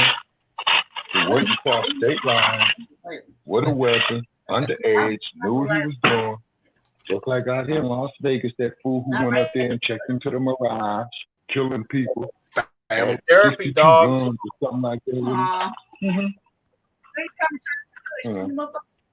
Hold on, check this out, Shabaki. He got a guy. Watch live TV like cable with YouTube TV. Try it free. Terms apply. Cancel anytime. This motherfucker that killed Remember somebody when we first met? It was at recess. You shared those cookies? That's when I knew. Oh, no. That is sad indeed. Oh, when you throw the money at me, shout out Lisa Cabrera again. No, this is about the therapy dog. The next one is Professor Black Truth.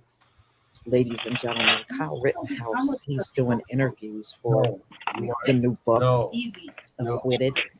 And he said the dog is his therapy dog. What is that? Now, I heard of an emotional support dog, but these people be taking it to another level. They'll have an emotional support octopus, an emotional support Traumatized over that porcupine. 16-year-old They girl call whooping his anything ass. emotional support. An emotional support rhinoceros Traumatized out over there that in the 16-year-old girl Serengeti whooping of his ass. Africa. I Whooping mean, his ass? these people are that crazy. Okay. Girl whooped his ass? Yeah, that And was before plus, he I didn't know dogs give therapy sessions, but then in his case, that dog might be the best thing for him. But a lot of people are upset at Kyle Rittenhouse. You know, in a sense, I feel sorry for that poor dog. So Kyle Rittenhouse using therapy dog sparks fury. You just wanted to Kyle bring Rittenhouse has been mocked for bringing his therapy dog to a TV interview. Rittenhouse 20 rose to prominence when he was involved in murder of a 36-year-old Joseph Rosenbaum. Sorry for what? And Kill somebody. 26-year-old Anthony He got Huber away with it. And he got paid. at a Black Lives Matter protest in Kenosha, Wisconsin. He's a liar? Oh my God. Yeah, he's being sued too, you know? He's being sued. Oh, that's good. He's being He sued. argued he used the gun in self-defense and he was acquitted of charges for first-degree intentional homicide, attempted first-degree intentional homicide, first-degree reckless homicide, and 2 charges of first-degree reckless endangering safety. What are you upset about? So now he's Man, I've coming been trying to out get a pet with for like 5 years. I can't even get a book, and I believe the book is out now. It's called What are you Acquitted. upset about? I can see they put a lot of thought in that title, y'all. Oh my God. They really did. They sat and brainstormed and even get put a lot of out thought the street. and What arm is he muscle talking into that title. What a whack, man. Okay. This has been judging me on So Amazon he's YouTube. out there What the fuck is promoting this this new book with his therapy dog Oh my God. on Everybody gets TV. therapy. Animals meat. So it's a golden retriever, Yeah, because and he said the dog is there to support his PTSD. Oh my From God. what? PTSD. From what? He did what he wanted to do. I want to first introduce your dog Milo. Oh The my dog's God. name is Milo. That's what you named your dog. The dog's more traumatized. Okay. Oh my God. I think it's important that we bring Milo on the set with us. Oh, whiny ass white We don't normally have dogs on the set with us, except for my little dogs on Puppy Friday.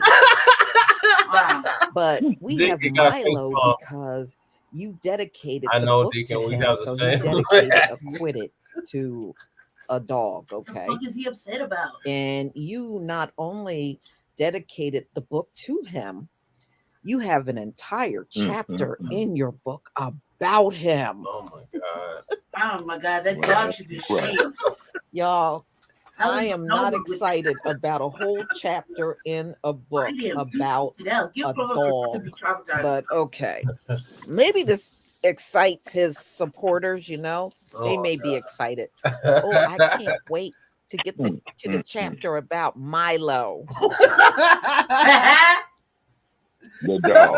So, and somebody who also really does benefit from a therapy How dog hard is it to be a white man in for America? some of the things that I went through on January 6th. It's so hard. I wanted to have him here with you. I committed all kinds of crimes. It's so hard. Deacon cracking up too. So, ladies and gentlemen, you know, the responses out on X were not good. Good. A lot of people did not like the fact that he's out there propping up this dog as a therapy dog. I guess his mama gonna continue to take care of him. So, so Kyle Rittenhouse launches. This was out on X. His book tour, accompanied by his PTSD therapy The weed dog. too? And here's some of the responses. Those poor dog parents, imagine the embarrassment of having to explain to your dog friends and neighbors that your puppy went to a college only to wind up being a therapy dog for a blubbering, murderous incel. Right. I can just girl talk. Can you? Oh my You guys God. okay out here? Hey, mama. Yeah, Yes, we like yes. that. Yes, and slay. One person wrote, real proud. on X. Another said, can this saga get any more nauseating? Right. And another person wrote, I feel sorry for the dog. So Kyle Rittenhouse announced his book on social media on November 20th. 2 years ago today, accused of unjust charges, I heard not guilty 5 times over from the jury of my peers who heard the facts and told 1.1 million followers. My case split the nation into opposing sides fueled by emotions, politics, and misconceptions driven by the media and political figures. Today, I want you to learn the truth. Chapter 1. And know the real and honest version of my story without filters and an agenda. Chapter 2. Why did he get a hamster? And it should be considered animal abuse to have that asshole with the dog. Where's Peter? Where do I sign up? So, as a 17-year-old, Rittenhouse had attended the protest in Kenosha, which was held after the shooting of Jacob Blacc, 29-year-old man that was paralyzed from the waist on down after being shot by a white police officer. And keep in mind And that was August of 2020. Black people to shoot. You know Huber's this, right? father, John Huber, filed a civil suit against Rittenhouse for wrongful death. And Gross Cruz sued Rittenhouse for emotional distress, humiliation, loss of enjoyment of life, and other pain and suffering. Joseph Rosenbaum's estate also filed a wrongful death case against Rittenhouse in August for compensatory and punitive damages. Rittenhouse has consistently maintained in the shooting of the men he was acting in self-defense and has said the lawsuits have made his life difficult. Goddamn support, dog. You know. So why does he get? Yeah. How but keep in mind, Rittenhouse is going to kill black people. He needs money. So, you know, looking at the comments, blew $2 million in less than 2 this years. is what it says. First thing you need to know is that the dog is not a therapy dog. It's probably an emotional support dog. That's what I said. Oh my God! Here we go with the correction. It's just somebody fucking pet. Those have no regulation standards, and anyone can call any animal an emotional support animal. A therapy dog is trained, tested, the dog and looks certified molested. with He their probably owner is. / Speaking of reality. Poor dog. That ignorant, like it's done. It's done. So, you know, wow. You ain't talking about no real shit. We'll see. I mean, his book has been out for a while. I don't even know where it ranks in the country. I'm ready. Now that's a book that needs to be banned. Well, the panties of Florida. Y'all, you're gonna have to tell me what you think about this shit. one. and you're the governor of Florida. I'm saying you wearing women's underwear. You're a transvestite. Hit on the notification bell. That's why I call you the panties. Video. Oh my gosh, all right, thank you, Lisa, for that. That was fun. Now the good professor. Thank Lisa Cabrera. And you see people, as each year goes by, this shit gets more and more asinine. Family and fellow soldiers. Oh, the professor. What's up with him? Yep. Professor is gonna give us his take on Kyle Rittenhouse's book, Flip Flopping. Okay. I can't wait. I'm the professor, and this is the moment of truth. Just take a look at this image of this inbred face, the face of evil and stupidity all rolled into one Neanderthal-looking package. For those of you who didn't know, Kyle Rittenhouse has actually written a book. I, for one, consider that to be amazing. This would make him the first person in human history to have written more books than he's read. But like everything else he's done in his life, this is also failing. His book is absolutely bombing. His collection of brain farts and asinine scribblings currently stands at 9,569 in the Kindle store sector as of Tuesday, and it also ranks 510 nonfiction in the Kindle store. So all he's accomplished is to embarrass himself. And by the way, for the idiots and the people who usually come in the comment section saying, "Why are we concerned about this? He didn't kill any black people." Hey, stupid. The entire reason that he went to Kenosha was precisely because he was looking to kill some black people. It's already well known. I did an entire video essay about it, which YouTube put behind an age gate. But you need to go ahead and educate yourself about the reason why he went to Kenosha. I'll touch on it briefly later in the video, but I have no patience for the people who are too stupid to understand when they're being targeted. Now, why is Kyle Rittenhouse writing books, or at least pretending to?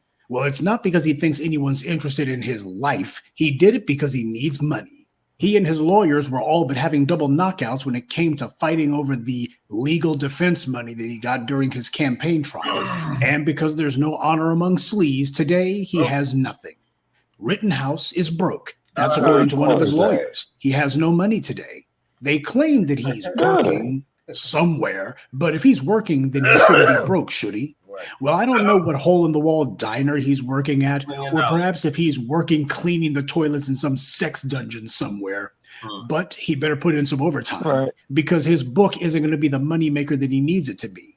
His life prospects are bleak after the mass shooting he committed, but then again, he didn't exactly have a bright future ahead of him to begin with. This guy definitely wasn't going to be going to college or MIT.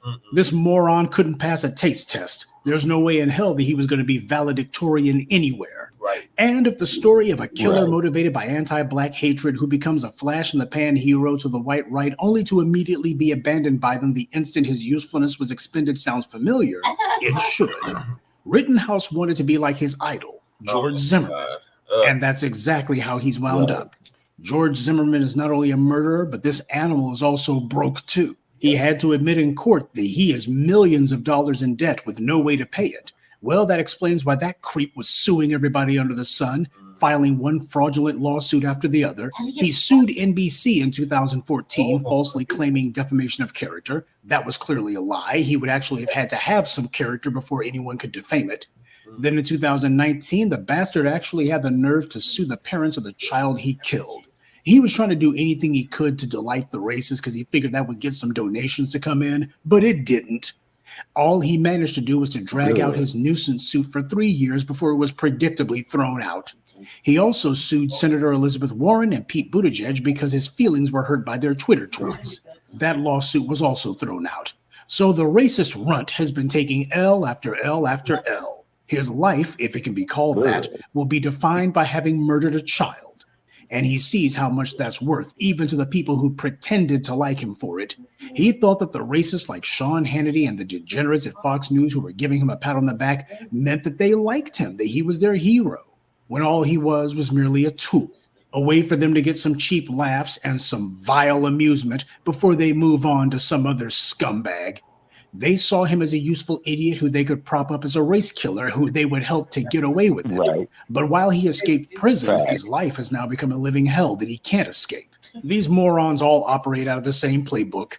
Rittenhouse says that he also wants to sue the white media outlets for their reporting on him, but he'll wind up like Zimmerman. He'll generate plenty of billable hours for whatever poor shyster ambulance chaser he gets to represent him, assuming anyone is so desperate that they'll take him on as a client. But he'll waste years before he decides to throw in the towel and withdraw the case, or some judge gets tired of humoring his charade and throws the lawsuit out. So Rittenhouse has indeed walked in the footsteps of his putrid little idol. George Zimmerman's own attempts to try to make blood money off the killing he committed selling paintings has failed. His desperate attempts to win the lawsuit lottery have also failed. I suppose Zimmerman would have tried to write a book, except he's illiterate, and even if he wasn't, I'm pretty sure no publisher will accept a manuscript written in crayon. Just like Rittenhouse, the white right isn't returning Zimmerman's calls. They didn't even take pity on him or let him attend one of their asinine conventions because there's no more use to be had from him. Right. It's truly pitiful that killing a child was the only notable thing this animal has done in his entire life. See, Fox News was trying to hold the line for these race killers. That was their interest in holding Zimmerman up as some sort of idol. And for a minute, it looked like it was working, but then the dominoes began to fall. Daniel Holtzclaw, Michael Slager, Amber Geigers, Jason Van Dyke, Kim Potter, Derek Chauvin, the murderers of Ahmaud Arbery.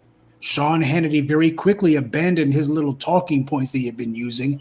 No more would he say anything about so-and-so was overcharged or rushed to judgment. All of Hannity's talking points went down as the convictions began to pile up. Kyle Rittenhouse was seen as a confidence builder for the white right. After what had become years of taking it in the backside, they desperately wanted something, anything that they could point to and say, see, we can still kill people and get away with it. See, we're still in charge. See. And if they had to go with this chubby-faced hamster, they would because they didn't have any other wins. But just like Zimmerman, Rittenhouse is finding himself broke and desperately in need of cash. The same morons who gave him money for his court case aren't there now. We in the black media told you this is how it was going to play out. Sure, he was invited to one little political convention, but that don't pay the bills. Rittenhouse needs money, especially since a judge ruled that the civil suit against him by the family of one of his victims can proceed, and the family of the second man that he killed has also filed suit against him. And I, for one, would consider it to be poetically ironic if the families of the men that he killed in a civil case managed to get the rights to his so-called book taken away from him. You know, like what happened to O.J. Simpson. If that occurred, I can imagine the families of the men that he killed renaming the book with something far more accurate than what he had put in there. That would be cute, wouldn't it? So Rittenhouse will find himself back in court again soon, only this time he won't have any money for a lawyer and no Fox News to fundraise for him or cheerlead for him. But even if they did, no one would care. He was so desperate to be a hero to the white right, and he figured because he had killed 2 people in the name of white power, then they would take care of him. But they're not. The racists just wanted to be able to say that they won one battle, and soon as the verdict came in, they were done with him. Besides, these racists have run out of state mental health disability checks anyway, so they don't have what it takes to support him anymore. His pals at Fox News aren't even mentioning him. He's been abandoned by all the bigots who pretended to cheer him on. White supremacy doesn't know the meaning of loyalty. It only knows the meaning of hate. Of course it was going to end this way for Rittenhouse. He played stupid games, and he's winning some stupid prizes. He's an idiot who, before his mass shooting spree, he was beating up on high school girls in the parking lot, and he was barely even able to do that. You've seen the video probably online. Some black teenagers saw Rittenhouse getting out of line, so to even the odds, they got out of their car, stomped him out, laughed about it, got back in their car, and left. Rittenhouse was humiliated by that. And that L was caught on video, so he knows it's going to be enshrined for all eternity. He has to live with that. And for the people in the comment section who are kind of slow, that's the reason why not long after that high school beatdown, he began looking to see if there were any racial protests in the area, anywhere near him, anything even remotely looking like some black people might be gathered together. Again, check out the video that I made about Rittenhouse's lies. In that video, I show you how he was sitting in a car with one of his little buddies, and they were watching a store with people running in and out of it, and Rittenhouse was on video saying that he wished he had his gun. So what he did in Kenosha was premeditated. The judge in the criminal trial ignored the law and barred that video from being presented as evidence because the judge was corrupt and wanted to blatantly show his own racial bias. But that's the reason why Kyle Rittenhouse is trying to write some books now. He went over the top, all of his little hatred, all of his little scumbag, dirtbag moves, all of it blowing up in his face. You know, it reminds me of a movie that I saw many years ago, back when I actually used to watch movies. It was called The Assassination of Jesse James by the Coward Robert Ford. In that movie, you had Brad Pitt playing the part of Jesse James, and you had one of the Affleck brothers playing the part of Robert Ford, who killed him. Now, Jesse James was a notorious robber of banks and trains, so it wasn't exactly like the man was a sympathetic figure. But nonetheless, it was how Robert Ford killed him that apparently made it where he wasn't exactly a hero either. Robert Ford didn't get the accolades and praise that he thought he would get. In fact, at the end of his life, at least according to the movie, he spent a lot of time going from one place to the other, reenacting the killing of Jesse James. That was his claim to fame, and the only way he could get himself a couple of pennies to rub together. He pretty much spent the rest of his life reliving the incident of killing Jesse James for audiences who became increasingly disinterested until eventually they just went away altogether. Zimmerman and Rittenhouse don't even have that much. They've got all the humiliation of being looked at as losers, but they don't even get a couple of pennies from the same white right-wing nuts who had cheered them on and told them how great they were. This is what becomes of dishonorable people. But people who have no honor also don't have the ability to be honest with themselves about what they've done or about what people truly think of them. Well, Rittenhouse and Zimmerman are finding out what I've said for years applies to more than just bootlicks. That once white supremacy is done with its tools, it breaks its tools. Good day, and be one. I'd like to take a moment. Like Truth, been listening to you for over 10 years. Go ahead, Shema, what are your thoughts on Kyle Shithouse? What's popping? Okay. Well, he's a pile of shit, you know what I'm saying? And let his broke ass go out there, be homeless. Have him be unhoused. Or have them live up under a bridge, you know what I'm saying? Have them live there with rats, you know what I'm saying? Don't patronize them. Don't give them nothing. It's because, as the professor said right there, you know, I know, our audience knows, Lady Che knows, and that bastard knows, is that he went up there to Milwaukee, crossing state lines, okay, to go kill black people. So he didn't find none. You see what I'm saying? So he went up there and shot 3 people, I believe, 2 white men and a white woman. But you could best believe is that he had crossed state lines with a firearm, okay? And he was, quote unquote, going to protect property. Remember that, Brother Che? Yep. That's what he said for his defense. Oh, I crossed state lines at the age of 18 years old to protect property. Well, he was 17 at the time. Now, so, yeah, that's right. I stand correct. Hey, so Paul he was G. a minor at that time. Okay. Now, that's like me. Out here in Las Vegas, right? Okay. Greetings there to you, Paul G. What's happening? And some shit goes down there in Los Angeles, right? Okay. And I go over there to LA, okay, cross the state line with a weapon, right? Talking about I'm going to protect property. And then I go over there and shoot 2 people. Man, that's intent. Yep. And then you're saying you're protecting property, but the people who you shot were not involved in any type of criminal activity. That's right, but like, You see? He didn't have no defense. Straight face. You can when the judge like your like defense. 2 states away, like, serious? Yeah. You couldn't find any other property on your block. Yeah. And you have the whole court system in your favor. Yeah. And then the judge in that case too, Brother Che, who was very ridiculous. You remember we was making notes about the judge. Yep. Yeah, you know, giving his trick all kind of lead way. As his defense attorney. The judge made you. Yeah, it was. Yeah, it was. You see what I mean? But he says, I'm going to protect property. I'm going to protect property. No, Trick, you weren't out there to protect no property. You wanted to go out there and kill black people. But you couldn't find none. So that's why he shot the 3 white folks. See? You see what I mean? You know, so he was just going over there looking for an excuse, like they say with all these hypocritical ass laws. As you know, Brother Che, you studied more law than I have. What's the main thing you got to prove? Intent, right? Mens rea and okay. Yeah, intent. Okay, so therefore, with him getting that weapon, crossing state lines, traveling how far is Milwaukee from Chicago? Shit, I think it's about 95 miles. But the next time we speak with Dr. Barnes, man, we're just going to ask him, you know, shout out there to the Outlaws as well. Yeah, shout out to Outlaw Radio. Outlaw Radio. Milwaukee. Yeah. Yes, sir. You know. But he knew what he was doing. Quite naturally, of course, you know, these white supremacists, you know, they want to get their guns and then they want to use us as fucking targets.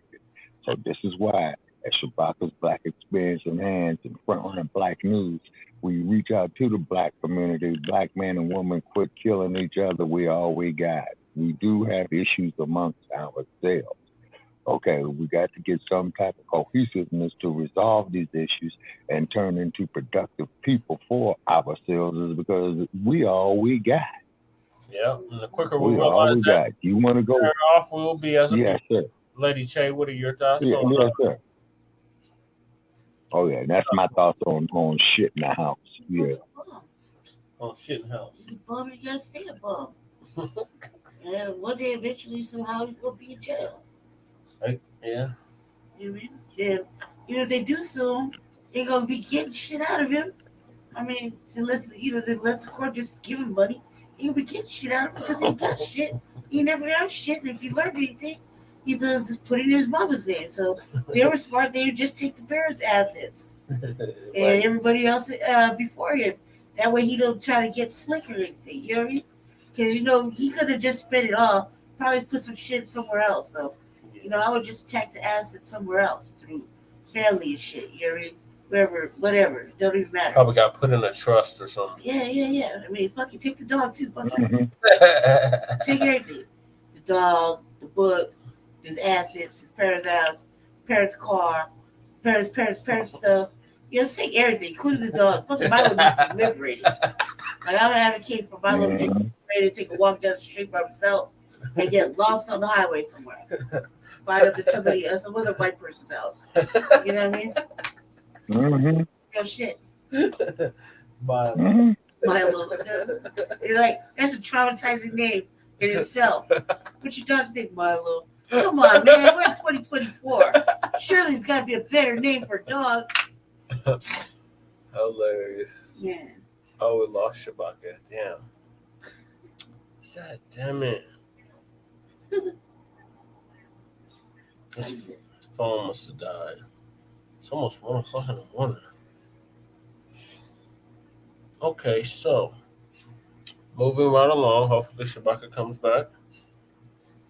George Santos, disgraced congressperson who was ousted from the White House, has more guts than the CBC. Damn. That's saying a whole lot right there. There's Shabaka. Hold on, Shabaka. Oh, shit. I'm going to bring you back on, Shabaka. Hold on. Come on, computer. What the hell? You touched me. No, stop it, Lady Chain. What the hell? Computer. I hit it with the Welcome back, Shabaka. sage. Oh, okay. Can you hear me? Work it right. Yeah, can you hear me? Yes. Okay. We're Yeah, moving along, Shabaka. We're moving along. We're no longer on Shittenhouse. We are now what's our on next step? George Santos. Oh, yes. George Santos, yeah. I love the way they shit canned him out to Congress, man. That was beautiful. The son of a bitch was not even off the damn Capitol floors, man. You know what I'm saying? When they tore down his name tag, man, you know what I'm saying? That shit was classic. Yeah, oh yeah. As soon as they told that trick that he was done, they was changing the locks on his door at Congress, tearing down his name. You know what I'm saying? They should have went on and kicked him in his ass, Right. on the way out the door. You know what I'm saying? They should have went in his pocket. They should have just straight mugged him and pumped him. You know what I'm saying? Hey, we bought this suit. And it's a damn shame that the people who supported that trick, okay. Take all that shit out. Okay, wait, say that again. You gotta walk in I the do. house.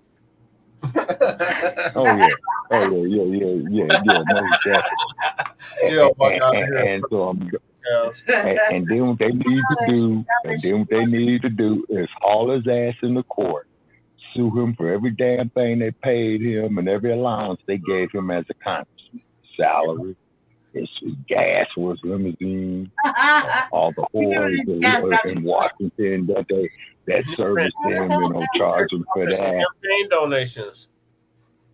Yeah, get that too. Look what they did to Adam Clayton Powell. You know about what they did to Adam Clayton Powell, don't you? Yeah, they kicked him out the Congress. Adam Clayton. Yeah. Adam Clayton Powell was the congressman for 25 years. As soon as he got up there and said Black Power, man, they kicked him out the Congress. I don't know why that's funny. And Adam Clayton, Adam Clayton Powell was from Harlem. And Adam Clayton Powell and Malcolm, they were contemporaries. You see what I'm saying? And then Adam Clayton Powell got up there and says, "Oh no, black is beautiful." Real people too. They said, "No, nigga," and they told Adam Clayton Powell, "No, nigga, you said the wrong thing." And this was at the height of the Black Empowerment. That's a wrap. We did this out of because we had to. What you want, sir? All right, so let's get to it. Professor Blacc is going to give us the rundown. On Santos, okay. I'm the professor, and this is the moment of truth.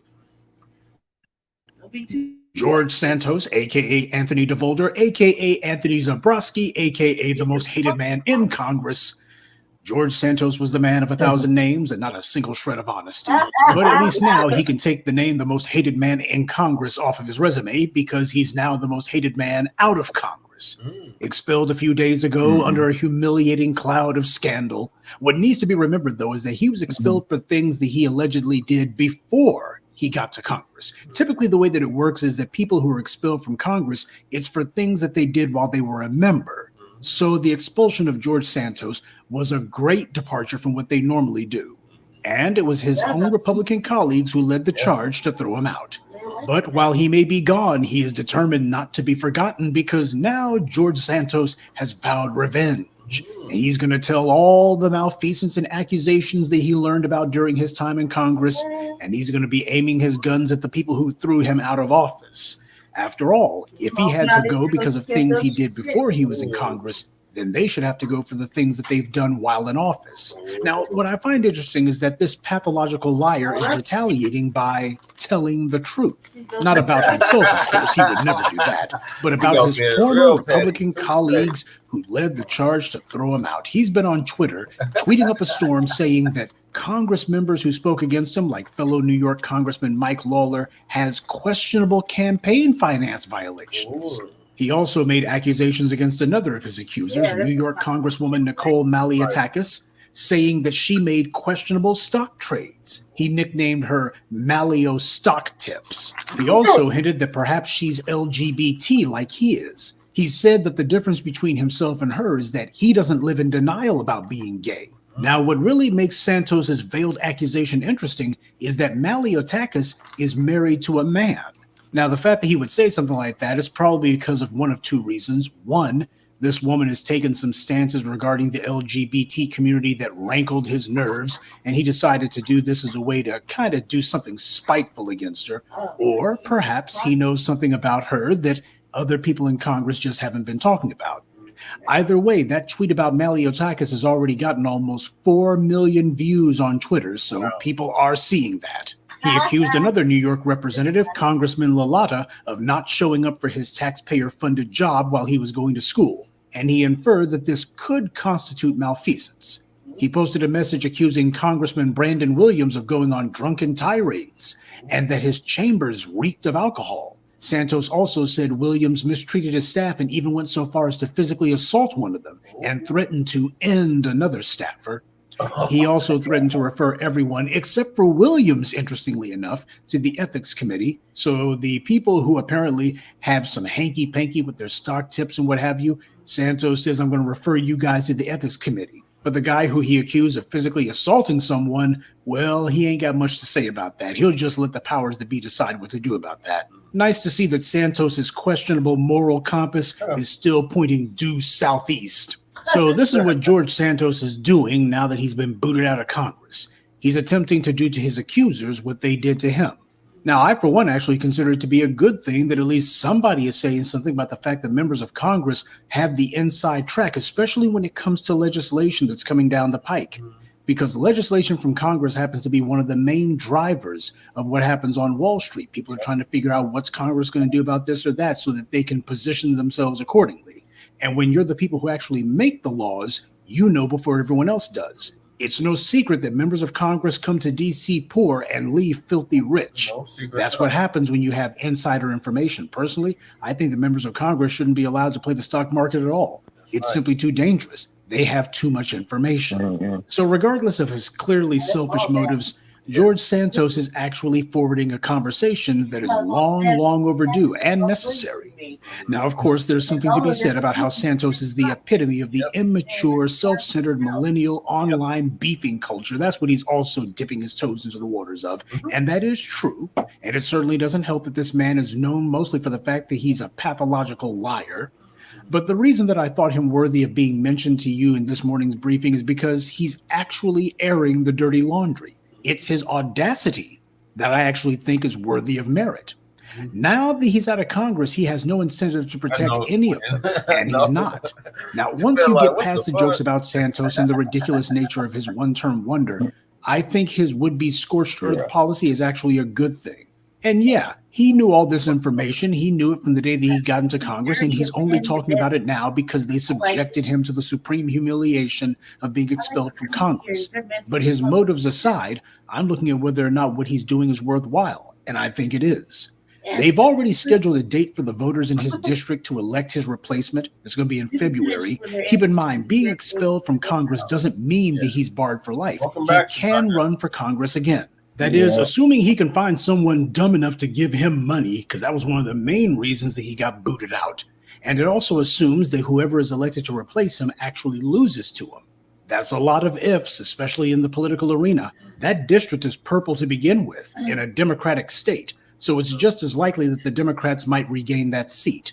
And given Santos's behavior, he doesn't seem to have his heart set on getting back into the House of Representatives anytime soon. These days, he's more interested in barbecuing his former colleagues. Oh, and before anyone asks if black people should support him, the answer is no. Just because two sides are duking it out doesn't mean that one of them is right. As we've seen in so many other cases, all too often, both sides are wrong. Sometimes there's no good guy to root for, and we as black people shouldn't be looking for one. All right, so why is one of the most infamous liars in the history of Congress the subject of this morning's briefing? Because as much as a liar and a fraud and a joke as George Santos is, he's doing a better job of standing up for his constituents out of Congress than the congressional black talkers have done while in Congress. And it says a lot about how morally bankrupt the congressional black caucus is that George Santos, of all people, has enough nerve to actually dish the dirt on people in Congress. Meanwhile, you got the congressional black talkers who circle the wagons on cue for whomever tells them to do it. We all know people who try to make excuses for the CBC, that clown car of cowards, but their refusal to speak up for us is not some victimless crime. It's not just playing the game. What they do is a deadly betrayal. When other groups are getting legislation and policies for themselves, we're the ones who are left out, and they say nothing about it. They have not even one time declared that they are going to come together as a group and block legislation until they get the things that we need. After all, isn't that the entire purpose of having a caucus? Now, you take a look at the so-called Freedom Caucus, that's the main thing they do. Basically, they might as well call themselves the Obstruction Caucus because that's all they spend their time doing. The Congressional Black Caucus, on the other hand, which is far larger and allegedly far better positioned, they don't do anything. But then again, it's because you got these worthless Negroes like Benny Thompson and the rest of these failures, these civil rights retreads. They're getting theirs as far as they're concerned. That's all that really matters. See, Joe Biden's not the only Democrat who is not worthy of our support. He's not the only one who we would be better off if he wasn't in office. There's plenty of others who don't need to be in office and plenty of others who were better off if they were back in the private sector. Anybody who cheerleads for a president who does not dare say reparations and does not dare talk about a black hate crime law and does not make it clear that this has to pass no matter what, they tell us that they're going to work to get Biden reelected. This is a group of traitors. There's plenty of black members of Congress who have remained silent after they left office. And I mean more than just airing the dirty laundry of their colleagues. So many of them want to parlay their career in Congress into lucrative positions working for the very corporations that they took campaign donations from. Even out of office, they're still playing the game.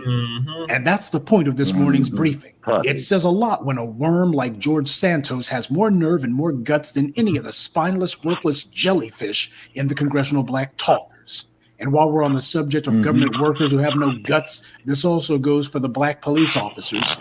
Now, nobody's saying that they should be taken to the rooftops and proclaiming their disdain for the racist police and sheriff's departments they work for. That would be counterproductive.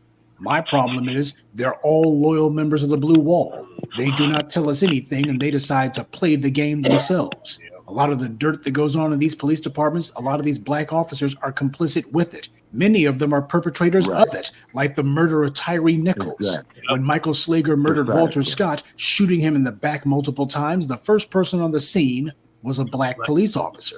Now, even then, it was obvious that Scott was handcuffed and had been shot in the back multiple times, and that Slager had just dropped a taser beside the corpse of the man that he murdered in cold blood. He was clearly creating a crime scene, but that black officer didn't do anything. So many Negroes want to seem important by trying to brag about how they got the inside scoop on this or that, but it's usually just empty boasting. As black people, we have to have zero tolerance for Negroes who work in the government and then do everything they can to protect the government while it's attacking us and depriving us of our rights and what it owes us. These people like the Congressional Black Caucus, working with the very forces who are working against us, keeping them safe, protecting their secrets, making sure that whatever dirt that they do remains confidential because they understand that's their real job. If a weasel like George Santos can find the nerve to call out his former colleagues, then the turncoat Negroes in government have absolutely no excuse. People can say what they want about Santos, mainly because it's true, but he's actually speaking up and speaking out. These silly Negroes in government and the ones out of government, they're not saying a word. So how much lower than George Santos does that make them? Good day and be one. I'd like to take a moment to mention some of our contributors. Sabrina, Amir Miller, Miss Debbie, Noel. Yes. What are your thoughts on the good professor take on George Santos? Everything that the professor said was correct. And a bum like George Santos goes up there and they kicked his ass up out of there. But even worse is, it's like the professor said, you get these hand-picked, bootlicking, ass-scratching, half-baked, half-fried, congressional black-ass politicians who sit up there and just scratch their ass for the last 50 years that I know of. Y'all some balls, you the balls, we do whatever you say. And then Sheila Jackson Lee, who is a member of the Congressional Black Caucus, or probably still is because she's a congresswoman for Texas. And she lost very badly in her bid for mayor of San Antonio. Houston. Okay, this is a good thing. So therefore, let the word go around is that the black community is not happy with the Congressional Black Caucus at all, because just like the professor said, these bootlicks go around. They take money from special interest groups. They go down the puppet string saying, yeah, you the boss. What lies you want to tell us to tell the black community? Then when the black community on a collective basis is going down the right course of action, what do you want us to tell them of how they're wrong? Just like where every black person in 1992 saw what happened to Rodney King in Los Angeles, created the worst urban riot in U.S. history. That was wrong. Well, it's Congressional Black Caucus on that. Then you even had Uncle Tom Bradley of Los Angeles at the time who said that it was wrong. And Uncle Tom Bradley never spoke up for He did lose by a landslide. He lost almost 55% to 35%. Ooh, wait. Yeah. You see, and so if she lost, she only got 35% of the vote in Houston. Yep. Okay, that's bad. That's real bad. So which means is that 65% of the voting public in Houston had no confidence in her, and I think Houston is black.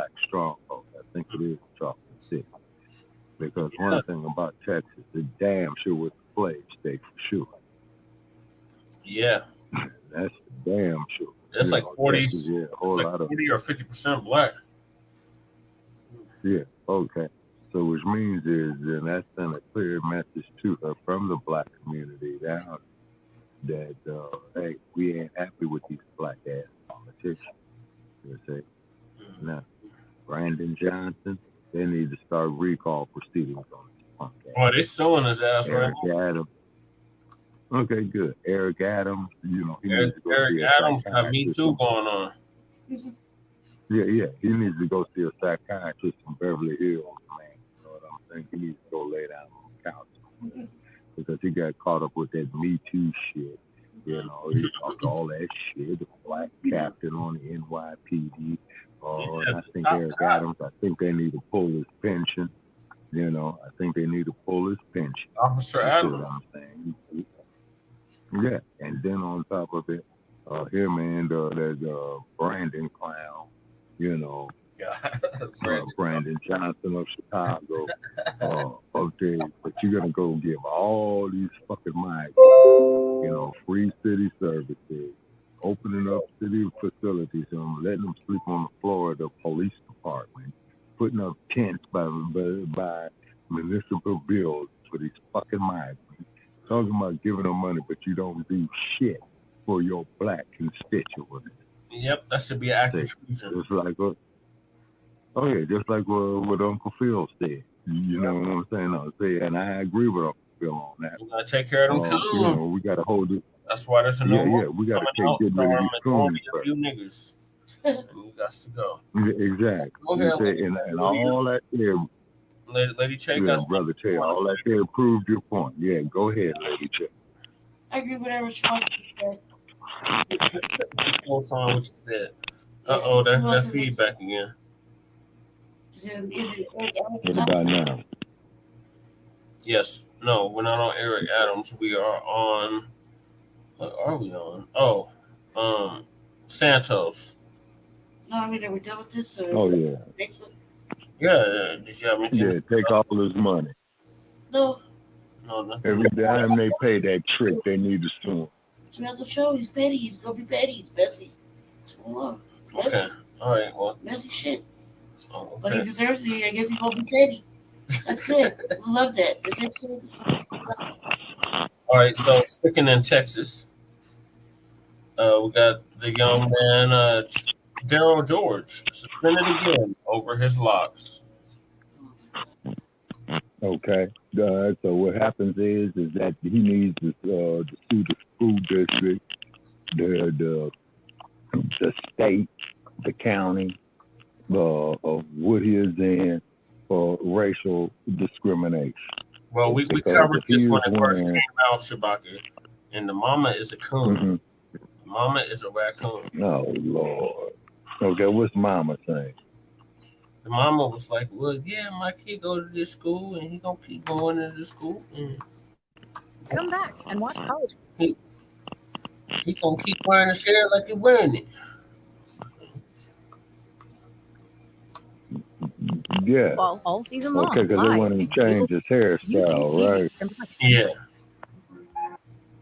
I just goddamn he needs to keep wearing his hairstyle. Okay, so this is Lisa Cabrera again. Let me fast forward. Here we go. Mm-hmm. They suspended him and they had a charge. Let me share my screen.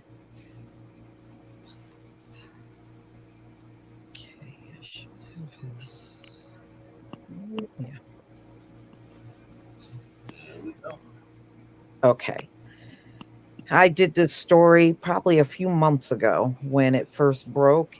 You know, he is going to a school down in Texas, and the administrator, the principal, had a problem with his hair. And as you can see, there's absolutely nothing wrong with his hair. In fact, it looks very well kept. And they suspended him and they kept suspending him. And then he had to do a month at an alternative school. Well, he finished doing all of that. The first day he arrived back to that school, they suspended him again. Now, look, there is a Crown Act. And see, this goes back to me telling you, these people don't respect laws. No, they don't. You can put all the laws you want on the books.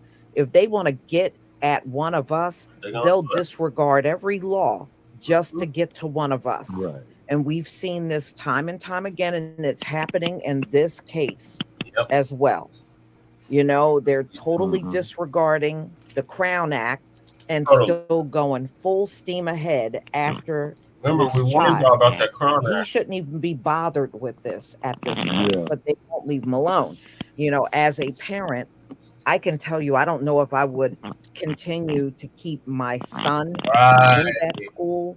You know, I guess it's a decision that his mother made along with their attorney, because they do have a lawyer over this whole mess. And maybe they're just telling them to hang in there. I don't know. I'm not sure if I would be able to do that. That's all I'm saying. Right. You know, his parents, you know, and other people have said there are white children in that same school with long hair. You know, first they said it was his hair. Now they're saying it's the length of his hair. I don't think you can get around that with the Crown Act. You know, it's not touching his collar. It's not all in his face and in the way, which I have seen people with dreads and their hair is all in their face and everything, but it's not the case with him. Right. And if you got white children in there, because they said there was a white boy in there with locks, and the principal's excuse is that's his religion. Oh my God. This is the white boy's religion, so he can have locks. So, you know, it plenty of double standards here. Plenty of double standards. So let's get into it. Let's get into it. All right. Let me stop sharing, and then I'm gonna start sharing so I can show you the video.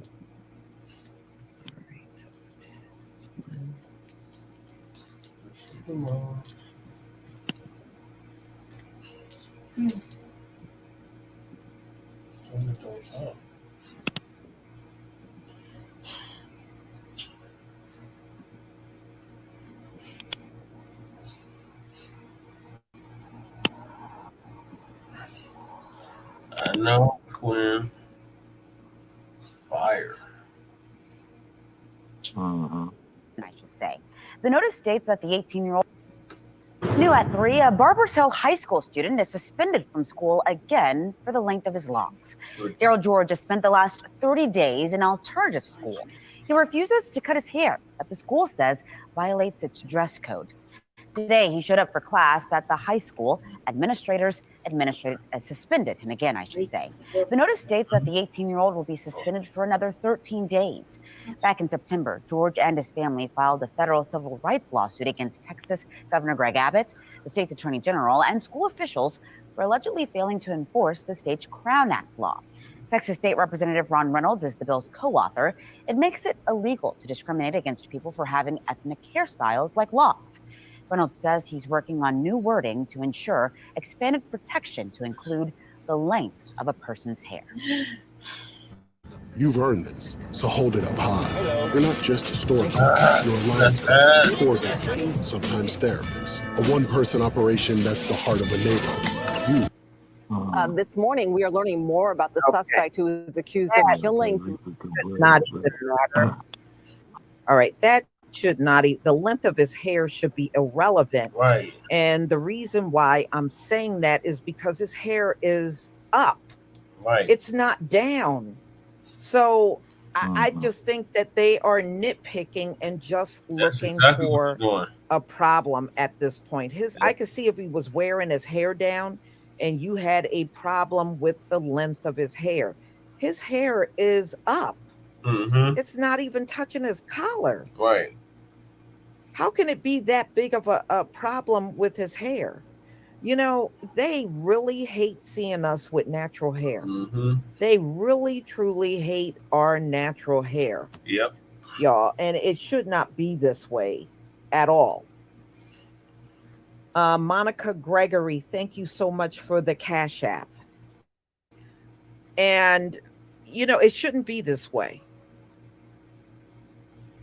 So I think at this point, they're just nitpicking around and just looking for any reason to suspend him at this point.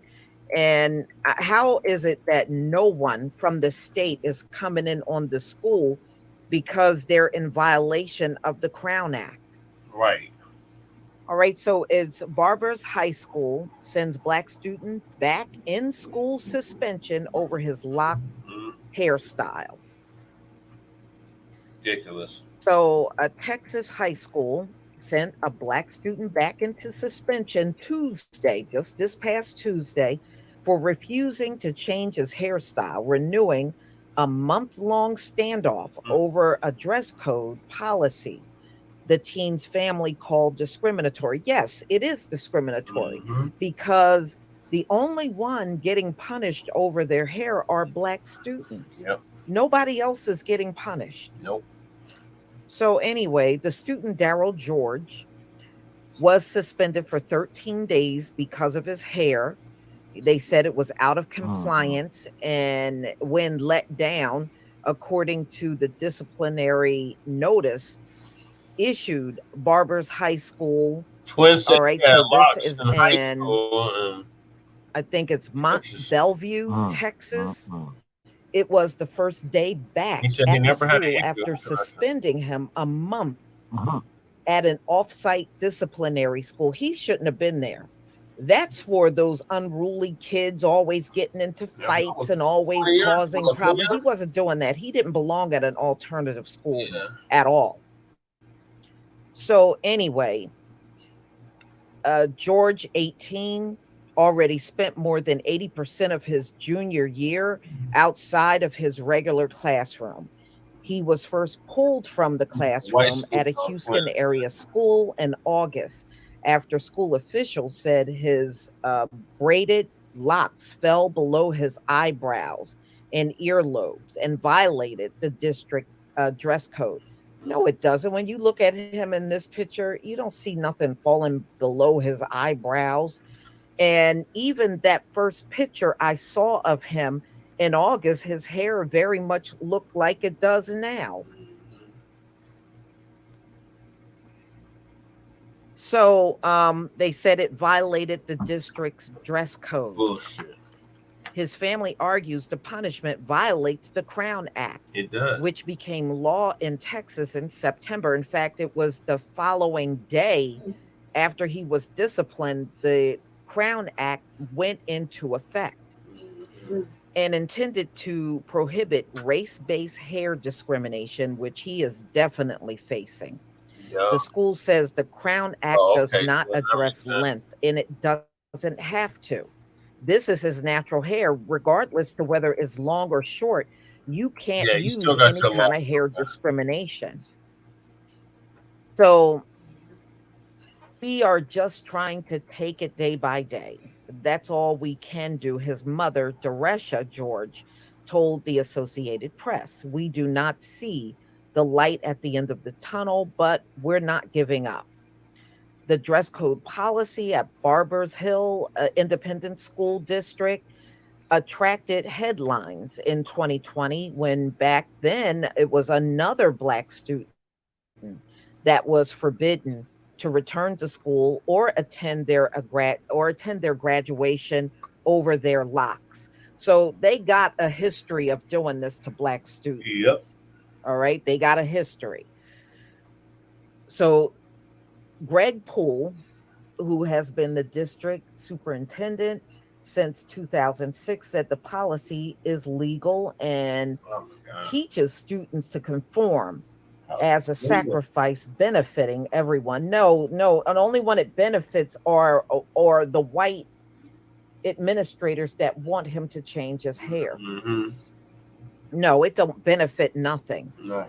So anyway, the school official said George was sent to a disciplinary school for violating the dress code and the tardy policy disrupting an in-school suspension classroom, and not complying with school directives. As he completed his punishment there, the district spokesperson, David Bloom, said George was told he would go back to in-person suspension unless he trimmed his hair. I'm finding it hard. This is Texas. I'm finding it hard. He is the only one in that school district. But, like I said, back in 2020, they had a problem with another Black child's Locs. So, it's these folks that are running it. So George's family filed a formal complaint with the Texas Education Agency and federal civil rights lawsuit against the state's governor and the attorney general, along with the school district, alleging they failed to enforce the new law outlawing discrimination based on hairstyles. I don't know. So the district has filed a lawsuit in state district court asking a judge to clarify whether a dress code restriction limiting student hair length for boys violate the Crown Act.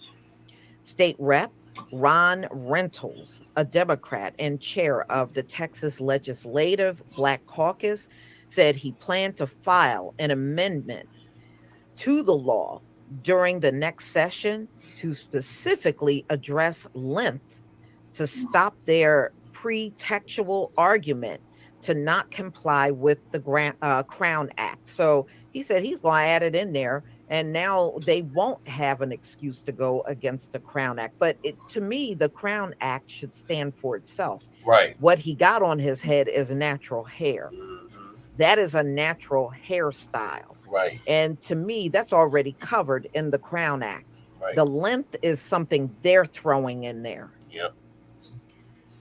So they are acting in bad faith to continue discriminating against African American students, Reynolds said in an email.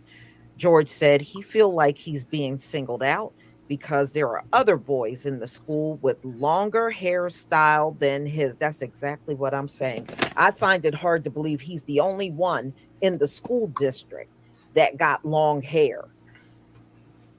Okay. But he got his in an updo. It's not even down. So he even says there's other boys with longer length hairstyles than his. He was denied an exemption that his family requested because of the hairstyle cultural and religious importance. It's frustrating because I'm getting punished for something everyone else is doing, growing hair, having hair, George said. Yeah, well, you are in Texas, unfortunately. Thank you, One Mystery, for the super chat. It says, all right, let me get to that. It says you can choose gender, but you can't choose your hairstyle. Yeah, you're right. You're absolutely right. This should not be happening. Right. With a Crown Act that was signed into law. But you know what, y'all? Look, this place never follow laws. Look, you got all kinds of housing discrimination laws in place, and they still do all kinds of things in housing to Black couples or anybody that, in our community that buys a home. And they got housing discrimination laws on the book, and they still go out here and they still discriminate. Look at all the discrimination that goes on jobs. They got laws against that. They don't care. These people don't care about laws. They never have. They never will. They ink something into law and then don't follow the law. Look, they got laws against falsifying phone calls to the police, but they won't enforce those laws on Karen. And that's all she does. So just because something is a law and written on the book, it doesn't mean these people are going to follow it. They are notorious for not following laws, y'all. Right. For real. Yep. No, at this point, he went to the alternative school. You said hair length. His hair is not dangling down his back. Now you're just looking for any reason to be coming at this teenager. This shouldn't be happening at all. Right. What they're doing, in my opinion, they are now officially breaking the law. Yeah. So Texas, either you're going to enforce that Crown Act, or what did you put it out there for? Just for show? Yep, just for show. Just to make it seem like there was something. Well, my heart goes out to him and his mother. I know they're in a legal fight now, and I hope they win, but I'm concerned about the psychological toll that it's taking on him. I am concerned about that. So, I hope everything goes their way. I hope it's not long and drawn out, because if it is, it is going to leave a long-lasting effect on him for the rest of his life.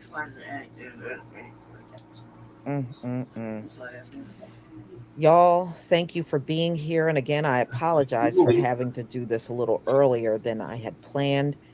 But, I still wanted to get this in before I get into some personal things that I need to take care of in my life. So please enjoy the rest of your day, and we'll be coming back with another topic. Shalom, family. Shalom. All right, Spock. Hey there, family. While you're shopping, give me a 5G phone. It's all sleep. He dozed off on us. Well, obviously, can't do your Shabaka. Go. Sleeping on the job. There he is. Sleeping on the job. Okay, well, after this topic, you can go. So, what are your thoughts on Darryl George being suspended again over his locks? Man, you know what I'm saying? If dude is writing and telling the truth, man, why suspend him, man? You know what I'm saying?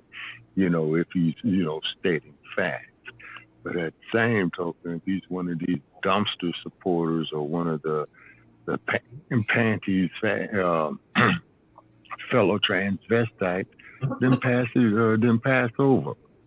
You know what I'm saying? Is because the way this politics is going for us black family, just to show you how they slap us in the face, not only the people, but the historical situations that have been made, because they know that one thing we did have that the doctor did touch on this evening, not Professor Black Truth, but Uncle Philip Scott. You know what I'm saying? Okay, it's educational system, man, and these academic reports and all that old type of shit. Because see, what they're doing in the inner city high school students is that they are preparing and preferring black youth. See what I'm saying? Will be all, a generation away for 70% of the men being convicts, ex-cons, 70% of black men gonna be with white girls. Damn, Shabaka. Lady Che, what are your thoughts? Personally, I don't know why he's still in that school. Why he decided not to homeschool or do something else. Surely there's other programs or other means. You can't they can suspend him all they want, but by some point in time, I think that's breaching some sort of legality. Yeah. on not my list. obligated to give him a fucking education. He wants one, they're denying him one. That's some sort of that's kind of illegal, right? Mm-hmm. So they're denying him that. Mm-hmm.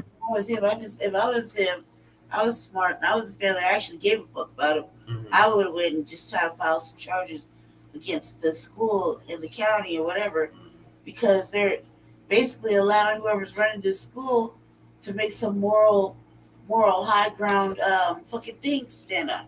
Mm-hmm. Talking about we want all these motherfuckers to look the same based on taking moral sacrifice and all this other shit, whatever the fuck they said fucking recently. Mm-hmm. In regards to this, that it's kind of like a some dude who stand on some on his own moral principles or some shit, and he wanted everybody to act in service to sacrifice his shit and make them better people. Well, you ain't gotta sacrifice. This is one thing you don't have to sacrifice. What the fuck does your hair got to do with your education? Honestly, I mean, should anybody really be staring at his hair instead of fucking teaching him how to, read, write, and do math? Like, real shit. So, I know their priorities, they're all fucked up. And the fact that they're even allowing these people to get away with suspending them is even more stupid because they're breaking some sort of rule right there. I mean, like, some sort of rule to deny him education. You know what I mean? And that'll go under the 10 points. It's another act of harms. I mean, I would just, someone just stop. I mean, fuck, if you gave a fuck, they're already making a scene. They keep suspending them in this bougie ass white school. And look at it like, the parents, like, the brother, like, come on, man. Right. This is beyond fucking ridiculous. Don't you think don't you find it like, you want to watch your kids suffer some more? You go to school, you can't even go to school. So, and if you're not going to do nothing about it, why say anything about it? Right. You're subjecting yourself. Like, he's just a minor. Like, take the shit in your hands and fucking do something. Right. Like, actually do something about it. Like, what are you going to do? You already got a lawyer or whatever dealt with it. So what's so wrong in filing some motions to turn that shit around? I mean, because at that point in time, it's taking away from your day. You going to work. You having to take some time off. You know what I mean? I mean, you're losing vital income and you're definitely not teaching your kid, your son how to, you're not teaching your son anything right here except allow them to push you out, shame you, and make you do something that you shouldn't have to do because it has no bearing on your education. Right. No bearing on it. It's just some white, and I say so. Yeah, so there's no bearing on it. I mean, you go be smarter, you go. I mean, they have to give him an education. He has to get an education. I mean, he's entitled to it. Yeah. You know what I mean? He has to. He has to get one. They can't say no. Only because he don't want to cut his hair. So you're going to deny him the chance to read books and fucking, write imaginary essays that you can pretend to read and shit? Come on now. It's stupid. This is fucking dumb. This whole thing is dumb. The fact that people are sitting there allowing this shit to happen doesn't even make any goddamn sense. Right. No. Say no. And you go to school anyway. Fuck it. They said you're suspended, so what? They got plenty of seats to sit in. Right. Like, what they gonna do? Kick you out the school? Take you out by force? So you gotta stand on the sidewalk with your little book bag and you want to learn? Go ahead. Let them do that. Let them drag you out by force. Make a whole fucking scene about it. You know what I mean? They won't let me read. You know what I mean? Throw yourself on the floor and shit. They won't let me turn in my math. Oh, because my hair too long. I'm black, my hair long. They won't let me pick up no books. Lord help me. Nah, I'm saying that. Do that. See where it takes you. Seriously, fuck them. It ain't gonna cost you anything. I mean, you humiliating yourself, so fucking what? You're not really humiliating yourself. You're humiliating them. Right. They doing it. They won't let me read. Why won't you let the little man read? Because his hair too long. That's stupid. That is the most stupidest shit ever. Obviously, for the Caucasus Mountains of Caucasus. Come on now, let me read a book. They won't let me hit. They won't let me eat. You won't feed them either? Man, y'all ain't shit. Right. You doing yourself a favor. You know what I'm saying? Make yourself a my mama keep making me go to school. What? My hair. What's wrong with your hair? They won't let me do it. They won't let me write in my notebook. I can't sit at my desk. They just keep telling me that. Come on. Why? I don't know why it has to do with fractions and division, but fuck. I mean, I can tell you exactly how many Locs I have in here. You know, like that. Well, geez, they want you to cut your hair because in math class? Why? Oh, no. They're white. I said so. Now that makes sense. You know what I mean? But damn, you still make a scene. Fucking let them throw you out. Physically. Let them physically throw you out of the class. Yeah. All because your hair is tied up nice and neat and you look clean. Your face is clean. Your hair is clean. Not one lint ball in sight. You know what I mean? Dressed nice. You got your little backpack all zipped up.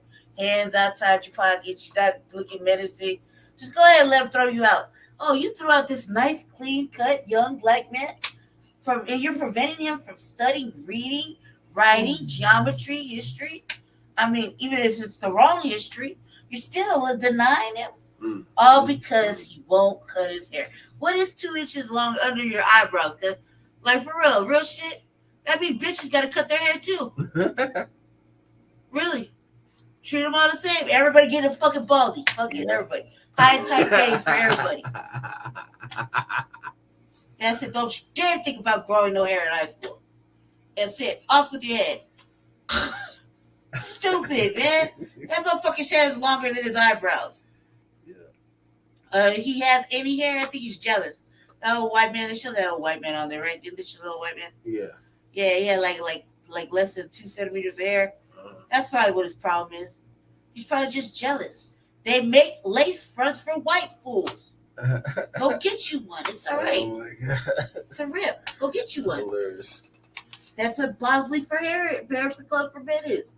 You don't have to be the president. You can also be a customer. You know what I mean? You don't have to be a hater. I think that's what it is. All dudes being a hater. Yep. If that's the case, everybody got to get a haircut, including all the white people with dreads. Yep. Motherfuckers with pony. Motherfuckers with the mohawks. Mullets. The mohawks. Jew curls. Fucking all that. Spiky little hair.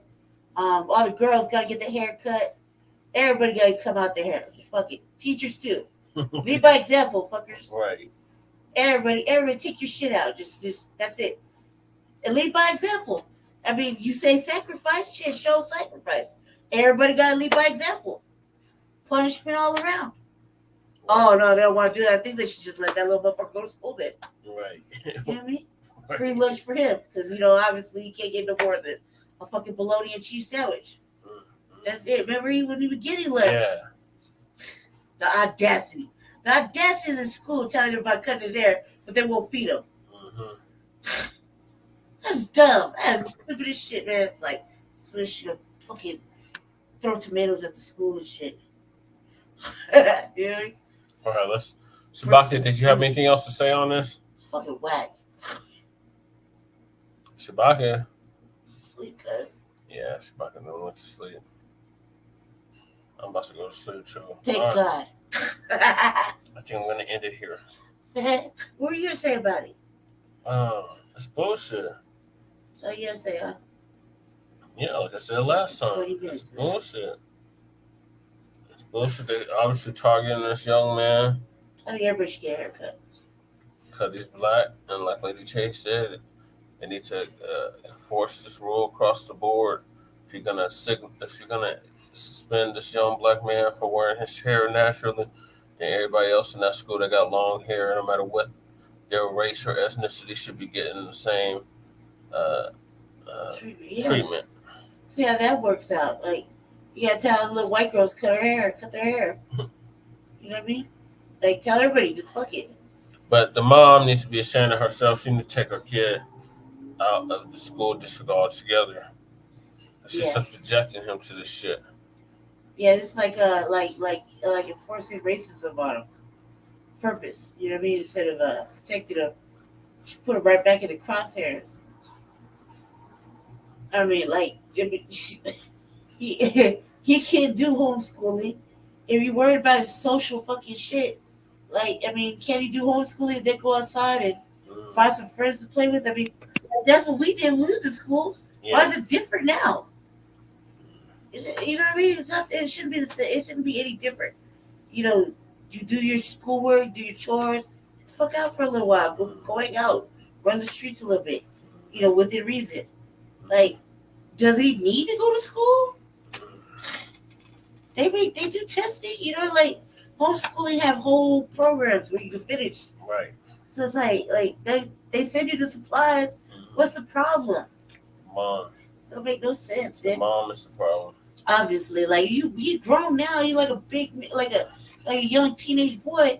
You gotta hold his hand and babysit him. Right. I mean, go to take your motherfucking ass to work, bitch. Shit. Yeah. So, oh my God, the mom needs to be ashamed of herself, like I said. Shabaki, anything else before you go night? We already went 9-9 on this. All right, well, we're going to bid Shabaki a good night. All right, I'm going to end it here. So the topics that we didn't get to is Hunter Biden's Sleepy Joe Biden son is indicted on 9 tax charges. 9? Yes. 9 or 19? 9. On 9 tax charges, facing 17 years in prison. Damn. Then we got a rapper and actor, Terrence Howard, sues CAA for fraud over Empire Row. Then we got New York City Mayor Eric Adams goes to Biden for the 10th time, begging for help with the migrants. Hey, A for effort. Shit, 10 times is a long time. A lot of times. A lot of motherfuckers don't even talk to him once. And then Eric Adams' approval rating is at record lows. And guess who he blames? The little violin is playing. Sleepy Jim Crow Biden. Hannah Payne's murder case begins in Atlanta, Georgia, 4 years later. And of course, if we have time, Unhoused Neighbor News and Unhoused Neighbor Sweeps. So we'll see y'all on part 2. Make sure y'all like and subscribe to all of our platforms, Frontline Black News. Oh, there's Shabaka. Oh my God. Shabaka just... Yeah, I'm fading in and out. Yeah, I'm up here fading in and out. Oh, we got some one night on us. Okay, Shabaka, so what is your closing statement? Yeah, Jesse.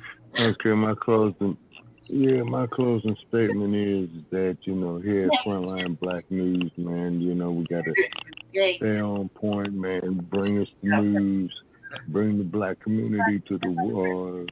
What's going on in the world, not only in the U.S., but also too in the diaspora. And we thank all of our supporters. I do getting indicators, that we are getting our listenership a little bit, but I don't have the solid proof yet. So this is all theory. So most definitely check with us on Tuesday. And we should be typing up the episode, for it tomorrow evening.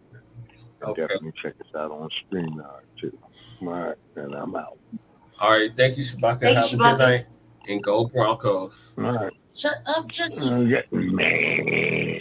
So go ahead, Lady Tay. All right.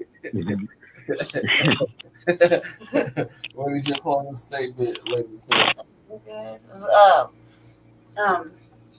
Stay black, stay dangerous, have a happy Black season, the rest of the season. Hopefully we'll be back with another long and dramatic ass show tomorrow. When is the RBA? Well, I don't know, Jesse. It seems like you won't even let me do a show. God, man. Remember, I know what's going on with the RBA. Jesse dragging it out for fucking 9 hours, and I can't even do it. Like, there's no point. You cover everything I want to talk about for like 12 hours at a time. She has all weekend. No, I don't. It's not like that. Plus, not only that, family, I am fucking dramatically fucking sick. Barely breathe. Yes, let alone go from one room to the next. Keep her in your thoughts and prayers. And he was there dragging my life out. I can't do the RVA because he take all my topics. The moment I run something by him, he done took it and snatched it off and then showed it on fucking Frontline Black News. So I gotta wait for like 2 hours before I say something. So now I'm cool on that. And then by the time I do want to do the RVA, he done took the excitement out of it. Oh my gosh, stop it, lady. He did. Look, let me take me out my sunglasses off and look you straight in the face. He took the excitement out of me. That lies. So I lost interest. And I no longer want to do anything anymore. He just ruins it for me. Lies, lady. It's not a lie. I don't tell the truth. Has had ample amount of time. No, I haven't. You can't have ample amount of time when you don't have no time to live. Oh my God. Jesus. It's a reality. Tell you, just taking all the light out of me, fellas. Get your blood, man.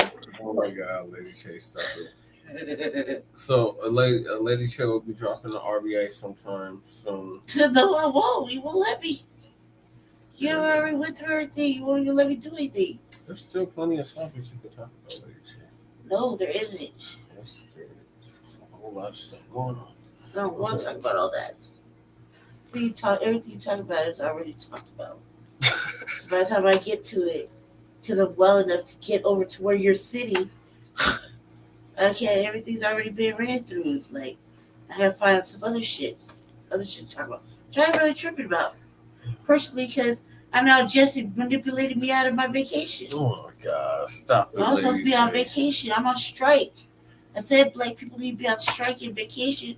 I was on strike and vacation, and all of a sudden, now I'm really sick, and now I got manipulated out of my vacation and back on this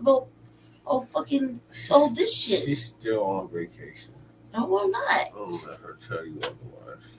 No, I'm not, because all the stuff we read through today, I done heard like 8 versions of it in podcast stuff all day today before we even did the show. So, we were just reviewing content. So I heard everything. I was like, oh my God. So I said, it's not brand new to me. That's the behind the scenes scene. We had to go through it before we talk about it. I was like, man, I need some new, fresh, exciting stuff to talk about. There's a whole lot to go around, Lady Shay. Yes, it is. No, there isn't. All right, then. Well, thank you for joining us, Deacon. Happy holidays. Say Black and Dangerous. Happy Kwanzaa. Thank you, Twin. All right, y'all. So we're going to bid y'all a farewell. Thank y'all for tuning in to Season 3, Episode 36, Part 1 of the Frontline Black News. We'll be back tomorrow or today, whichever one, with Part 2. And hopefully the RBA before that. So peace, love, light, reparations, and separations. And Black empowerment. Make sure you like and subscribe to all of our platforms. Frontline Black News on YouTube and Facebook. Shabaka's Black Experience Enhanced on Facebook and the X, Twitter. And the Revolutionary Agenda on YouTube and Facebook. Thank you, guys. Peace. You're welcome, Deacon. Bye, Deacon. Bye, Twin. Peace.